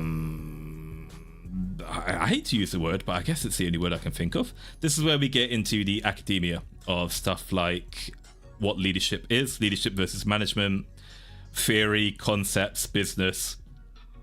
And we'll be using examples as well. We'll be returning to specific examples of what Dizzzy does and how that how Dizzzy makes a difference by doing what she does. So again, I think like Faze Weekly is going to be like a big thing here. What I've got here in the script, be talking an awful lot about how much of an impact Faze Weekly has. We'll be talking again, kind of like I mentioned earlier in the stream, about her position kind of in Faze Connect is a stabilizing force because she's like a older sister, you know, respected type that people can go to seek advice from and have like an informal chat to air their grievances and do shit like that. We'll be talking more about how selfless and all the selfless things that Dizzzy has done, how she's demonstrated those leadership traits. So I've got the Off-Kai 2024 drama here as well. You know, I've got the part where Dizzzy gave up her own time slot at Off-Kai so that her co-highs were able to perform during Off-Kai when they had those technical issues. You know, so Dizzzy gave up her slot so that her co-highs could do their first 3D thing at Off-Kai. That was very good of her. And kind of how that makes, and how what she does makes others feel like they're part of the bigger picture. How it's contagious. Let's see, what else have I got here? Yeah, I got that about Dizzzy not being part of the official management structure. Yeah, I got stuff about how she can act as a soothing force for the competition. And then also kind of talked about how Dizzzy makes a difference in Faze Connect. We're then going to move on to the dangers of having a Dizzzy, both the responsibilities and the pressures that are put on Dizzzy, how there's a risk of people like Dizzzy becoming a single point of failure, where the company is just become so over reliant on Dizzzy to do all the stuff she does that they can't function without her. That if Dizzzy were to get hit by a bus and stop streaming, like, would Faze Connect be able to continue doing all the stuff? All that work? Would they be able to keep doing all the work that Dizzy's done? Would people be able to take over? I think, like I said earlier in the stream, I think that's a yes now.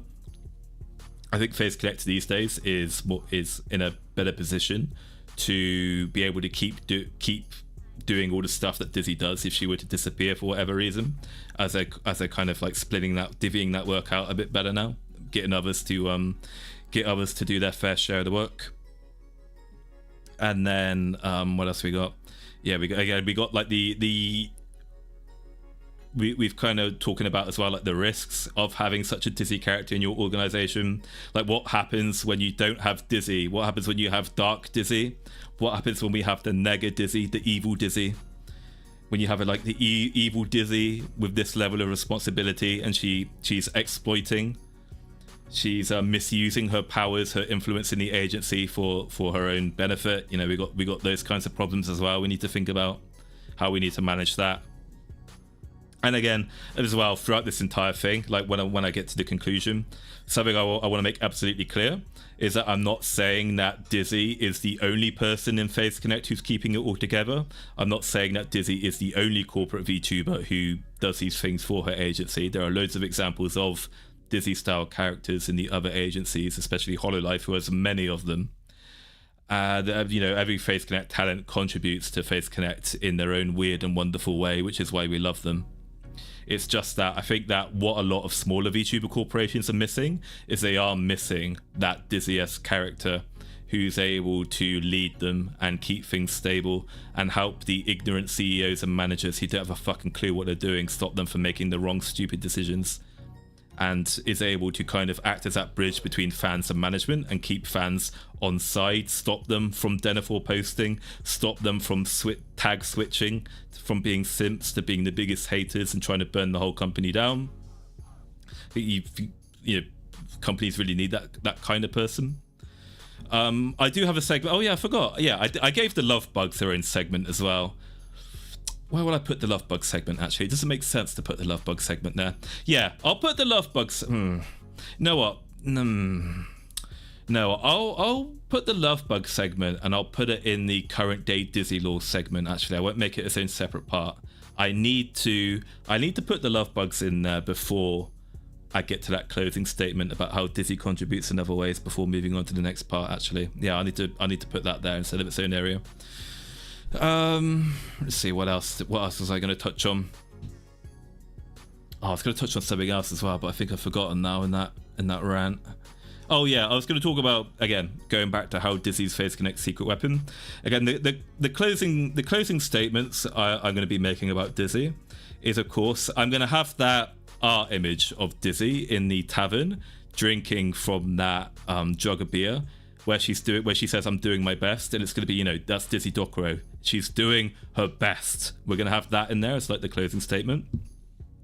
But what we're also going to have as well is I'm going to have a comment in there to say that, you know, at the end of the day, the impact that Dizzy's had on Faze Connect, the people within it, and Faze Connect fans as well, that impact she's had will probably truly never be known or realized by all involved. Even I don't think everyone will truly realize how much of an influence Dizzzy has had over Faze Connect. So hopefully the retrospective of the Faze documentary and this documentary will try to capture, or at least try to capture some of that magic, I suppose, that she's cast over everyone and everything. That's the goal anyway. That's the plan.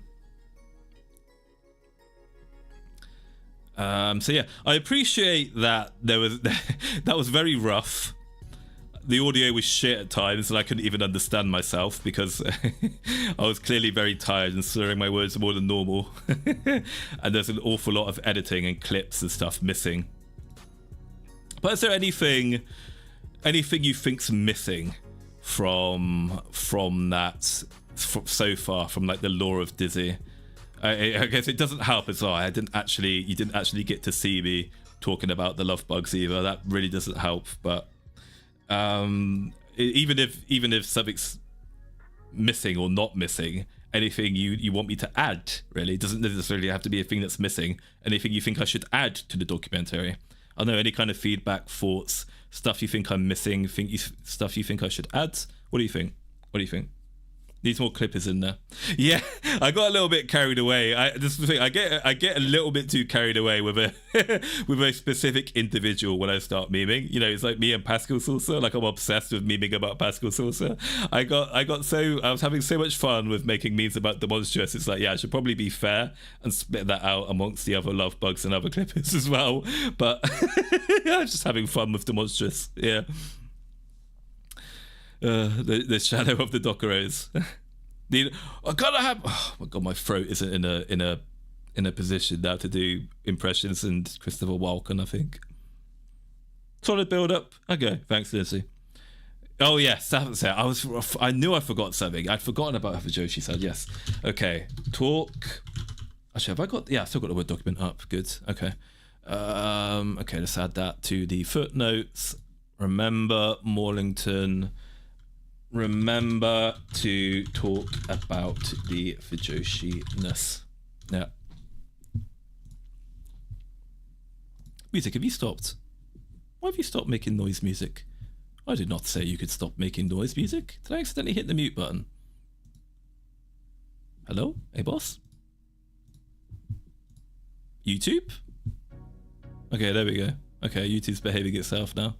Oh god, I wish I could play like Russian Doom or synthwave music on stream, but I can't. It's all fucking copyrighted. Ugh, fucking copyright. Oh, yes. Oh god, I hate. It feels gross. It always feels gross to have moments of VTubers being sad or funny numbers things. But I guess I should, because actually I did put Leah's in the Faze documentary. I did put Leah and her dooming about her worth and her funny numbers concerns she was having in Faze Connect, so I suppose I should. I can't remember when it was. When did DIzzy talk about the CCV golf thing? I forgot. When did that happen again? What stream is that? Yeah, this is the thing as well. It's like, yeah, I know about DIzzy and her personal issues with her sister and her family. It's I don't really want to talk about VTubers' family stuff really in documentaries. I don't want to go into it in that much detail, even though the talents have been open about it themselves, right? They've literally said it on a public stream. I still think it's kind of icky and wrong to kind of compile that into a documentary for loads of people to like mull over, if that makes sense. You know, even though they've done it on stream and anyone can just go and watch it anyway, it just feels wrong to like make it feels wrong to just make a compilation of like someone's misery, if that makes sense, right? Sometimes you have to do it because it's just so pertinent. Like I unfortunately I have to like dig up old drama and old wounds to make the Faze Connect documentary a proper documentary, but I don't need really to talk about people's families really as such, unless it's like wholesome moments, like unless it's like wholesome people like Pippa's dad or someone. What's his nickname now? My brain. What's the nickname for Pippa's dad again? What did they call him? Oh my god, why have I forgotten his name? Pip dad. Pip. Papakin, I remember now. Papakin, yeah. Papakin and Mamakin. Yeah. Oh, that's great. That's good fun. And Rin Mama as well. That's all good fun. Yeah, that's one of those. If they like her enough, they can do their reps and find that stuff. Yeah. It's funny that DIzzy told us that her longest running in real life friend is a girl who shared a love of toxic yaoi. I mean, all these VTuber women love. They all love Asian men, and they all love toxic. Like, what did Pippa call it? She called it cute. cute aggression, did she call it? I remember seeing this really fucking disturbing tweet from Pippa where she was like, she likes feminine men, but she likes them so that she can bully them and make them cry. And she called it like cuteness aggression or something like that. Women and their fetishes, man. They're so fucking weird and twisted and sick in the head, women. And they give a shit, honestly. Sup, chat? I fucking love Pumpkin. Good man. How are you? Sup, chat? Oh, yeah. Nix Ulrich. That's it. Yeah. Nix Ulrich. Oh, my God. Doesn't Leah really like Nix Ulrich as well? That's why we need to appeal the 19th. How are you? Based, Eric. Based. Yeah, I never knew what cuteness aggression was until I saw Pippa talking about it in a tweet. Pippa's taught me an awful lot, actually, honestly. Pippa's unironically taught me a lot of things. I had no idea what a glowy was before I heard Pippa like talking about the glowies and shit. Pippa's taught me so much about American culture. She's taught me about glowies. She's taught me about conspiracies. She's taught me about you know, Killdozer, Ruby. Well, actually, no, she didn't. Actually, I think I did. I think I learned about Ruby Ridge and Killdozer myself. But you know, she's been my gateway to understanding the Americans' relationships with being away from the federal government. No, I had no idea what a glowy was before I started watching Pipkin Pippa. Seriously, you go up to any British person. Like, I'm the only British person who knows what a glowy is, basically at this point. I never knew what the fuck a cryptid was either, actually, until I watched the Pippa stream on it. Yeah, I am not a fan of the government. You know me, guys. I hate my government more than anything else. Oh, really? Home distilling is no longer illegal, so moonshine's in? Hell yeah! I didn't know what the fuck. I'm still not entirely sure what a cryptid is. Good old Terry Davis. God, you know, it really upsets me what happens. It really upsets me what happened to that Killdozer guy. God, it's made me very wary of like living in small towns in the US now. These small little corrupt towns of petty tyrants and shit. I was actually watching I think it was a Midwestern video, or it might have been one of the other police body cam channels the other day. And they did like an expose on the town in the US that has the highest per capita amount of they have the highest amount of cop killings per capita in the entire United States. Like, I think it was ridiculous. It was something like it was something crazy, like 1 in 273 people in this small town are killed by cops, whereas it's like that's like fucking mental, because I think like the average in the US is like it's like normally like 1 in 72,000 or something. 1 in 72,000 people get killed by cops like every year, but this one town, like 1 in 237 people are being killed by their local police force. And then they like show a body cam video of the police pulling this guy out with a baseball bat, and he gets out of his pickup truck, and he's just like aggressively walking up and down his pickup truck with his baseball bat. And then I shit you not, one of the police officers goes, "Hey, look, I don't want to shoot you, man." And then after they spend like 10 seconds telling him to drop the bat, this officer who 10 seconds ago said, "I don't want to shoot you," mag dumps a guy twice. And then as the guy's on the floor and already in the process of being mag dumped, his partner pulls out his firearm and then mag dumps a guy who's already on the ground after they said not 10 seconds ago they didn't want to shoot him. And they're like, they put like 22 rounds into the guy as he's already in the floor. It's like, fucking hell. Good lord.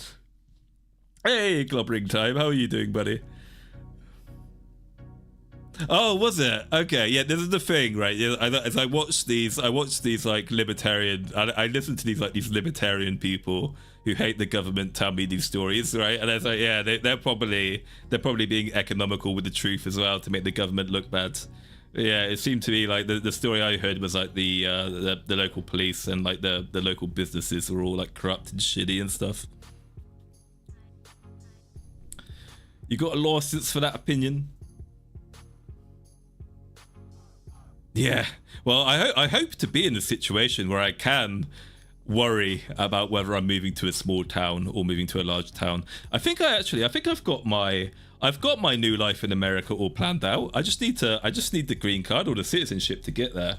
So my big plan for America, right, is I'm either going to get, if I get citizenship immediately somehow, which will never happen, but if I get citizenship, I'm going straight to Border Patrol. But if I'm getting a green card, which is technically possible, I mean, I think the waiting time at the moment is it's 9 years for my category to get the green card. So assuming that goes through, when I get my green card in 9 years, I'm enlisting in the Air Force. Is what I'm gonna do.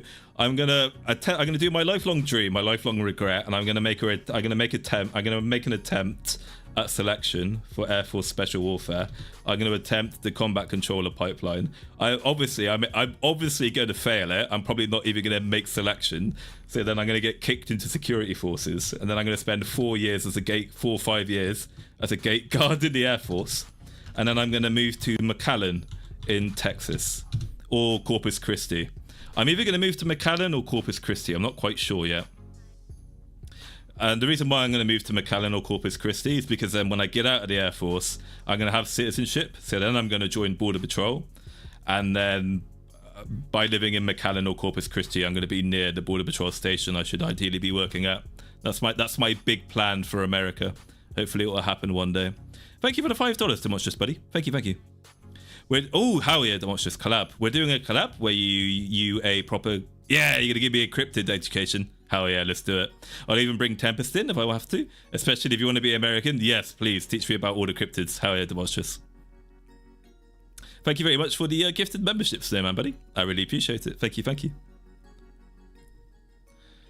I learned a lot training with cops in Albuquerque. According to them, a lot of cops are terrified of citizens and basically freak out and overreact in confrontations. It's sad. Yeah, you can't be doing that, really. I think it's crazy. I think I watched like another body cam video the other day where an 18-year-old cop who it's his first day on the job, and he got arrested for texting minors in high school. He was 18 years old, and I was like, shit, dude.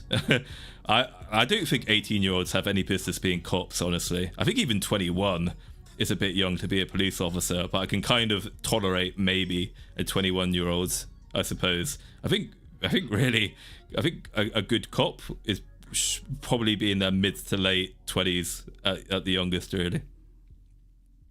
Do you have the 1 million to purchase a gold? I don't, sadly, guys. We're going to have to do one hell of a donathon for us to get that 1 million for me to purchase a gold card. The best I've got is an F1, is the F1 visa process, because my dad, who is a naturalized US citizen, my dad is my biological father is a naturalized US citizen, and because I'm an unmarried adult, I qualify for an F1 visa, not to be confused with the F-1 university visa. This is the F1 family reunification visa, where if you are an adult and you're unmarried and your biological parent is a citizen, then you qualify for a green card, but it's a 9-year wait for people like me. Whereas if I were a minor, it would be months. Basically, it'd be like 3 months if I were a minor, sadly.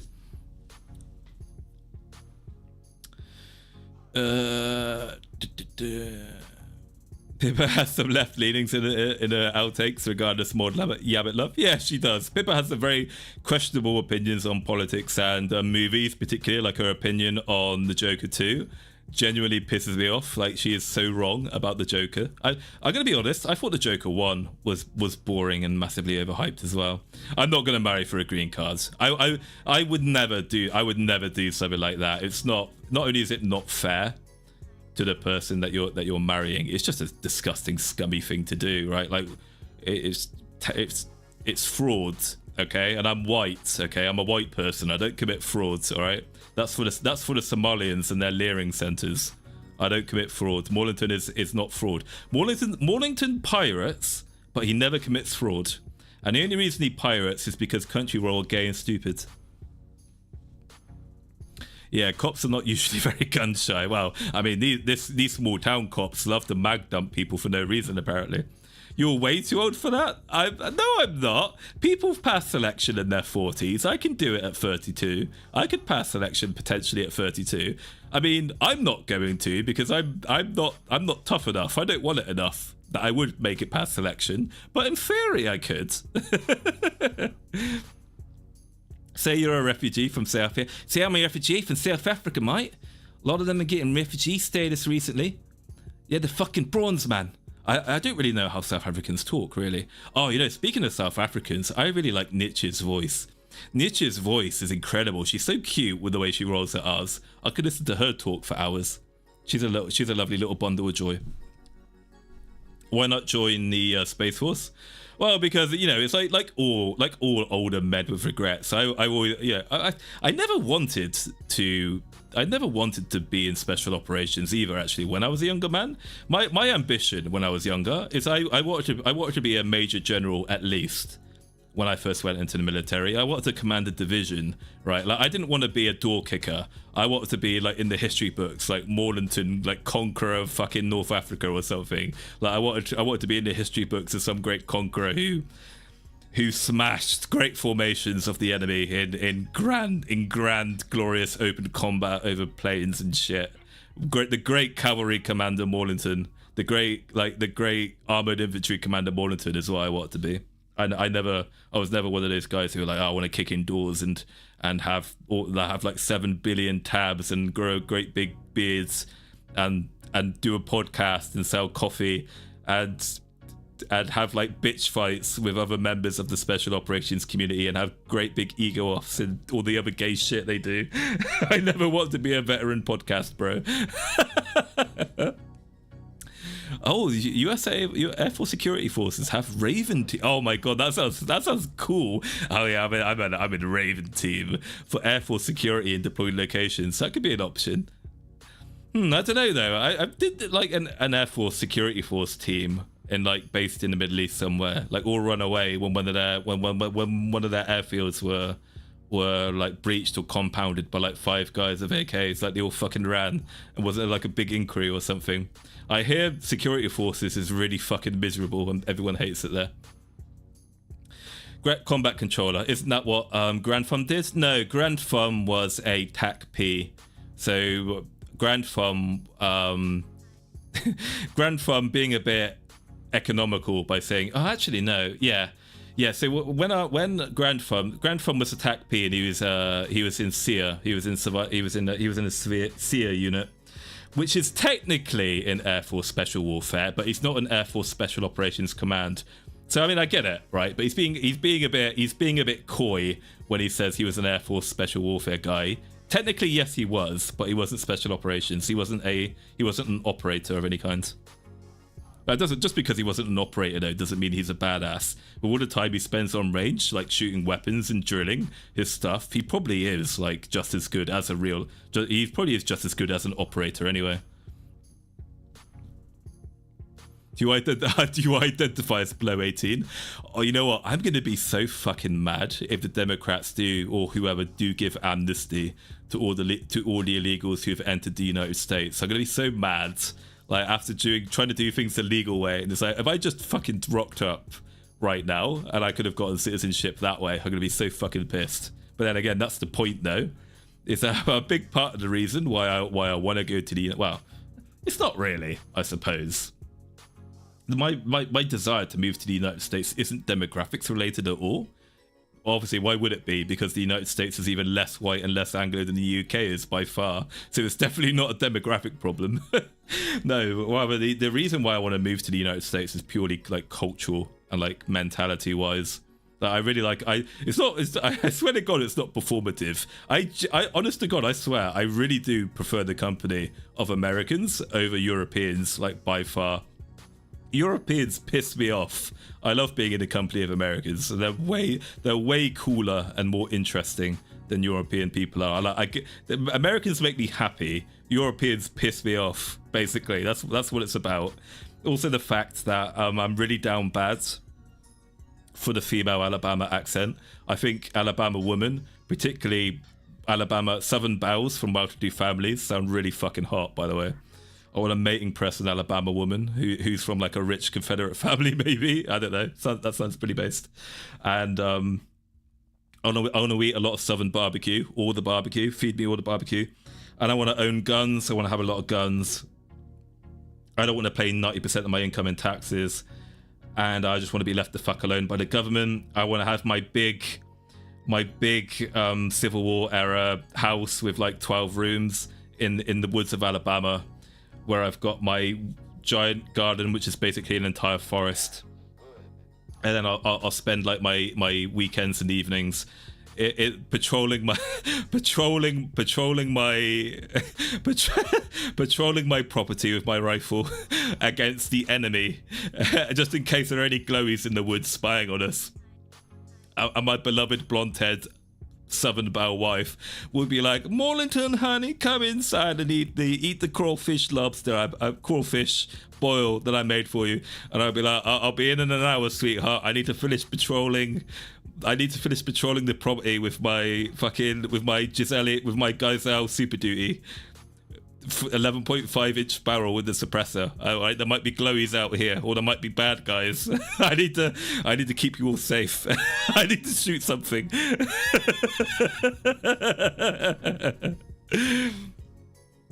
Oh, that's a dream for me there, right there. Oh dear.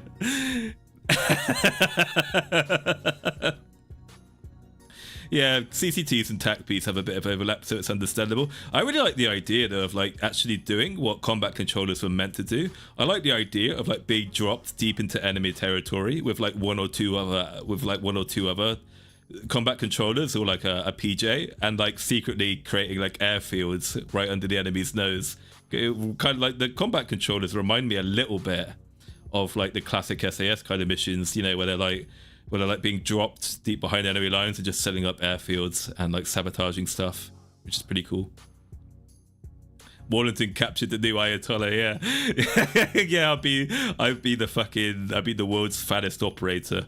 The thing is, if I move to the United States, I'd never eat chocolate or sweets again, because your chocolates and sweets are garbage. But all those calories I would save by not eating chocolate anymore, I would more than make up for eating like those 4,000 calorie like southern food staples, you know, like grits with cream and Anduin sausage and like crawfish boil, and what else is there, you know, like Cajun and Creole and like garlic oh my god, I had garlic shrimp for the first time last time I went to America last year. I ate like a pound of garlic shrimp in like 2 seconds. It was the best thing I ever had. I was like, oh my god, I could eat 10 pounds of garlic shrimp. Holy shit, how is this so good? Christ alive. Yeah, American chocolate tastes like vomit. It's really bad. It's so fucking bad, dudes. Mississippi in Alabama has shown some growth in the past 6 years. Mississippi on education in particular is doing wonders. Isn't Mississippi like the worst performing state for education in the country? Oh, you mean like what we did to Iran? Yeah, to rescue the pilot on Easter Sunday. Yeah, those kinds of missions. 15.5-inch. You know, I don't know. The problem is, right, is it's like, yeah, you don't really need an 11.5-inch barrel, right? Because especially if I'm living in the forests, I need something that can shoot out to a longer range. Instead of getting a I can still buy a Giselle Super Duty, but I might buy the civilian version of the HK417. I forget the name of it. It's got like a really weird name with a shitload of numbers, because HK have such weird naming conventions. Like the Germans are so like autistically straightforward with the naming conventions, right? Like America's like, oh, we've got the Super Duty. And we've got the I don't know, we've got the high power, and then the Germans are like, yes, we have the Heckler and Koch 5, 5, 5, 5, 6, 7, 8, 9, 10 auf den klebenden Wiegenwagen, Kugelwagen, das ist schnell, bitteschön, großer weißer Bahnhof, bitte, 7,000. It's like, what's this thing called? The MR762, I think that's it, yeah. Oh, yes, I think it's the MR762, that's it, yeah. That's it. Oh my god, but they're so fucking expensive though, right? They're like $4,000. It's like, oh, if I'm gonna join the Air Force, right, and I'm gonna go straight in as an E3 because I have a degree. So I start off as a senior M and an E3 if I enlisted. That's gonna be like 3 months of salary, isn't it? Trying to buy like a fucking trying to buy a HK. HK because you suck and we hate you. Yeah. I might just have to put up with a HK 45 or a USP compact or something in the meantime until I can save up enough money and bankrupt myself buying a fucking 308 rifle that I'm never going to use. God, actually, what's the price of ammunition these days as well? E3, I thought they stopped doing that. No, actually, no, they actually boosted it in the army. If you enlist in the army with a degree, you start off as a specialist now. You start off as an E4. In the Air Force and Navy, you start off as an E3. Just don't, unless you want $80 magazines. Fucking hell. You can buy an upper receipt. Oh, this is the thing. If I'm gonna need you guys to teach me how to buy the parts and construct the rifle myself. Obviously, I've only ever had practice with a bullpup. I've only ever had practice with the SA-80 platform, and it's a completely different ball game to the AR-15 platform. You can buy, you can buy that, yeah, upper receiver kit for 2,500. 70 cents a round. Fuck, that's expensive. Worth it though, but no, actually, is it? No, probably not, honestly. Well, I mean, 308, that should, hopefully 308 should kill the engine block of a Fed General Motors, right? Like a Chevy. I think 308 would stop a Fed Chevy, wouldn't it? Stop a Ford truck, hopefully. Morling, have you actually forgotten about E3? Oh, sorry, Demotius. When I say E3, I mean the rank E3. I don't mean the gaming convention E3. I mean a senior airman in the US Air Force. Do you know? Oh, I have heard about the gun show loophole. Yeah, is that an actual legal loophole? I heard the ATF will fuck you in the ass if they find out. I heard the ATF will fuck you in the ass if they find out you try to do the gun show hack. I remember actually watching an episode of the Border Patrol TV show actually where this woman went to a gun show, bought a shitload of guns, and then tried to smuggle it across the border to Mexico. And then she got caught with it all, and it was like, oh, she had like 30 pistols and shitloads of ammo and magazines like hidden in her hidden under the trunk, and she like cut out little compartments, and she tried to hide it by wrapping it all with so I think it was like some kind of thermal tape or something and tin foil to try and get past the machines, and they were like, nope, we got you. Depends on what state you live in. Oh, okay. I'm pretty sure didn't Donald Trump actually introduce a bill where you no longer need to no longer need to like fill in a form and send like an annual annual tax to the ATF to own a short barrel rifle anymore? Did they get rid of like the short barrel rifle permission thing that you used to have to get, or is that still a thing? Do you still have to pay extra for a short barrel rifle? Private sales are okay in some states, but you usually have to know the person you're talking to. Oh, okay. Oh, you can't sell guns at gun shows without a background check anymore. Oh, okay. Private people could always sell guns to each other. Anti-gunners call it a loophole, but it's specific protection. Oh, okay. Oh yeah, you don't need to pay the tax anymore. Hell yeah. I come here after... Oh, Mustard, you know me. I fucking love guns. Hell yeah. Oh, you need special licensing and training for short barrel shotguns. Interesting. The tax was waived, but it's still... Oh, God. Why do you have to register it with the ATF? Do you know, funnily enough, actually, I subscribed to a bunch of Reddits for the glowy agencies, and one thing I found was really funny that I noticed, right, is that it seems like, according to Reddit anyway, no one voluntarily, like no one in the ATF actually wants to join the ATF.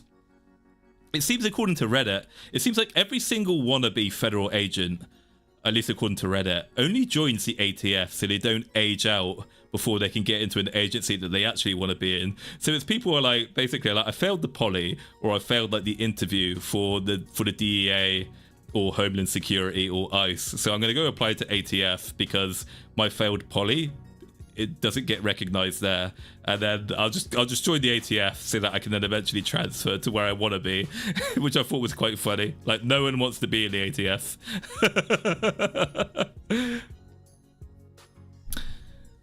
Oh yeah, you know that's something I find really bizarre as well. It's like you take the stock off of a rifle and they're like, yeah, it's a pistol. This is a pistol, and it's been so confusing when I've been like fantasy shopping for rifles, and I'm like going on like the Smith and Wesson's store or something, and they're like, oh yeah, so like here's our AR-15 rifle, and here's our AR-15 pistol, and then it's like, but both of them have a stock. Both of them have a long magazine. Both of them are long-barreled. So they both look the same. So how is this one a pistol and how is this one a rifle? I don't get it. I don't. What's the difference? How is this a pistol and this is a rifle? It's the same thing. It's so confusing. Is it like some kind of legal thing where it's like, in some states this is classified as a pistol, but in other states this is classified as a rifle? So we're gonna sell you this as a pistol so that you can bypass some stupid law in your state? Is it something like that or something? Oh, it's about how you conceal carry it. Okay. If it's transferred as a rifle, it's always a rifle. It can never be a pistol. Oh, okay. Yeah. If it's a pistol, it can be turned into a rifle and changed back into a... Oh my god, that's such a weird, bizarre thing. If people are just going to exploit it all... Excuse me, guys. Hang on a minute. Excuse me. I believe that the Constitution of the United States of America says that the right to bear arms shall not be infringed. Shall not be infringed. That seems pretty fucking straightforward to me. Infringed. There's no exclusions. No exclusions, okay? No public safety concerns shall not be infringed. Honestly, you guys should do 1776 again. I think the government's overstepping their interpretation of the Second Amendment. If it has a rifled barrel that's 16 inches or longer or greater with an overall length of 26 inches, it's a rifle. Ah, okay, it's a rifle. Yes, I still want to own a nuclear device for home defense. The Constitution of the United States was expressly made with the understanding that ordinary civilians should have access to the same armament as the military. Therefore, every US citizen who wants to buy an F-15, or if they want to buy a Bearcat, or if they want to buy an Abrams, or if they want to buy an Aegis class destroyer, that it's every American citizen's God-given right, okay, to buy a SAM site. It's every American's God-given right to have an AIM-9 or an AMRAAM emplacement on their property, ready to shoot down any glowies or police helicopters who violate their airspace. Oh my god, I'd love to see that. I'd love to see some redneck who's built his own little AMRAAM fucking like setup. Oh my god, you can imagine some kind of Cletus dude. He's like living in poverty, but he spends all his money to have like 4 separate AMRAAM emplacements just in case the feds come knocking for him. Thank you very much for the $10, not Mr. G. The NFA was supposed to ban pistols and machine guns. They added short-barreled rifles and pistols so that people couldn't get around it. Ah, but pistols were later removed from the bill before it was passed. Ah, I see. Okay. Actually, that's a good question. Guys, can you own stingers? Can you own man pads, or are man pads off the menu as well? Can you own man pads? Oh my god, that'd be so base if you could. Oh, you can't own man pads. Oh no. That's surprised. You know what, I should have expected that, honestly. If you could own a stinger right by now, we would have seen like a police video of like Florida man threatening people with a fucking stinger or like a javelin or something. Can you imagine that? You just imagine Florida man going to like his latest Waffle House carrying a fucking javelin on his back. and his wife carries the laser designator. He rocks up to the McDonald's drive-thru in a fucking striker with a 50 cal on top, with the little laser designator with like a toe and the laser designator equipment. I thought you were going to say man hacks. Yeah. Oh my god, demonstrous. We're at least 5 years away from drones that are basically man hacks. The Ukrainians are probably going to figure it out. They're dropping grenades, but eventually, when they run out of grenades, they're going to attach saw blades to the little drones. Easy win for every 3 a.m. Waffle House. Well, no, what will happen now is every 3 a.m. Waffle House will look like something from fucking Modern Warfare 2, where you'll have like rednecks and ghetto people with their fucking discount strikers and tracked vehicles, like getting into street wars with each other. Going from Dizzy to talking about guns, maybe you're a love bug, Maulington. Yeah, I know Popcorn Man knows his guns. I regularly like slobber and saliva and salivate over Popcorn Man talking about his firearms. I think realistically speaking, I'm gonna be broke as fuck when I first go over to America. So I'm gonna have to buy Palmetto State Arms weapons, unfortunately, until I leave the military, and then get that sick federal government wage. Being a federal police officer, get that sick overtime pay, get that sick 25%. I do own Gmod, actually, Demonstrous. Yes, I do own Gmod. Yeah, we could play Gmod together sometime. I think I'd have to probably, I don't know. No, I'd probably save up actually to make my first gun special. I really like Walther pistols. I'd probably buy a Walther as my first pistol. I'd probably buy a duty pistol as well. I don't know, guys. How realistic is it, honestly, to concealed carry a duty pistol? Is it uncomfortable? Is it too cumbersome? Is it too awkward? I don't know. I don't like compact pistols, really. Even though I do have tiny baby and Managawashina hands, so my hands probably are too small for a duty pistol anyway. But I don't know, it just seems unmanly to not carry a duty pistol around for concealed carry. Yeah, the PDP is actually what I want to buy, not Mr. G. Yeah, you can do it, but it's all about preference. Depends how tall you are. I mean, I'm short and I've got tiny hands. I'm probably not the best. Hang on. This is me, basically, in real life. Oh shit, hang on. Hopefully they have the clip of it. Dwarf. Yeah, here we go. Okay.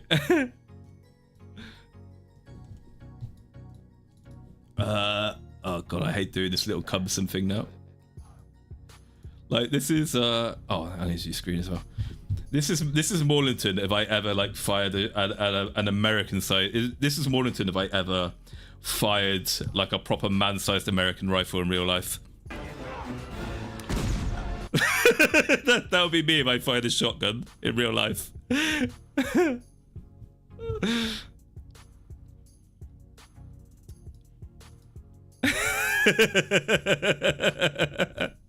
I've only ever fired a puny 5.56 in a bullpup configuration. I've never fired something with the power of a shotgun before. No, I'm not 6 feet. I'm 5'8". I'm tiny. I'm 5'8", and I've got tiny baby and Managawashina hands. My dad is 6'4". I want to know why I'm not over 6 foot. I don't know. I don't know why I'm not tall, huge like my dad. Don't know what the fuck's going on there. Unfortunately, so my dad is English, and my mother's side of the family are Italian. And apparently, I look like I've got my dad's eyes and my dad's face, but everything else I take after the Italian side of my family. And the Italian side of my family were poor Southern Italians who lived in poverty and didn't have much food, so they're all tiny. So unfortunately, I've got the height of my Italian side of the family. Anyway, I think we've tangented way away from the subject matter, and it's getting very late. So I think we'll end it there now, guys. Thank you very much for the feedback. Again, if there are VOD watchers still are, if the VOD watchers actually get to this point and are still watching, and if you guys think of anything as well you think I need to add to the DIzzy Doccy, anything you think would be cool to add, any clip, any stream, any moment, then yeah, please put it in the comment section below after the stream if anything comes to mind, and I'll put it in there. And I'll remember to spread out the I'll try not to focus too much on memeing on Demonstrous and spread the love as well. So yeah, enjoy the rest of your day, afternoon, evening, guys, and I will see you all probably next time you'll see me is when I'm done with the DIzzy Doccy. So yeah, I'll see you guys then. Take care. Bye bye.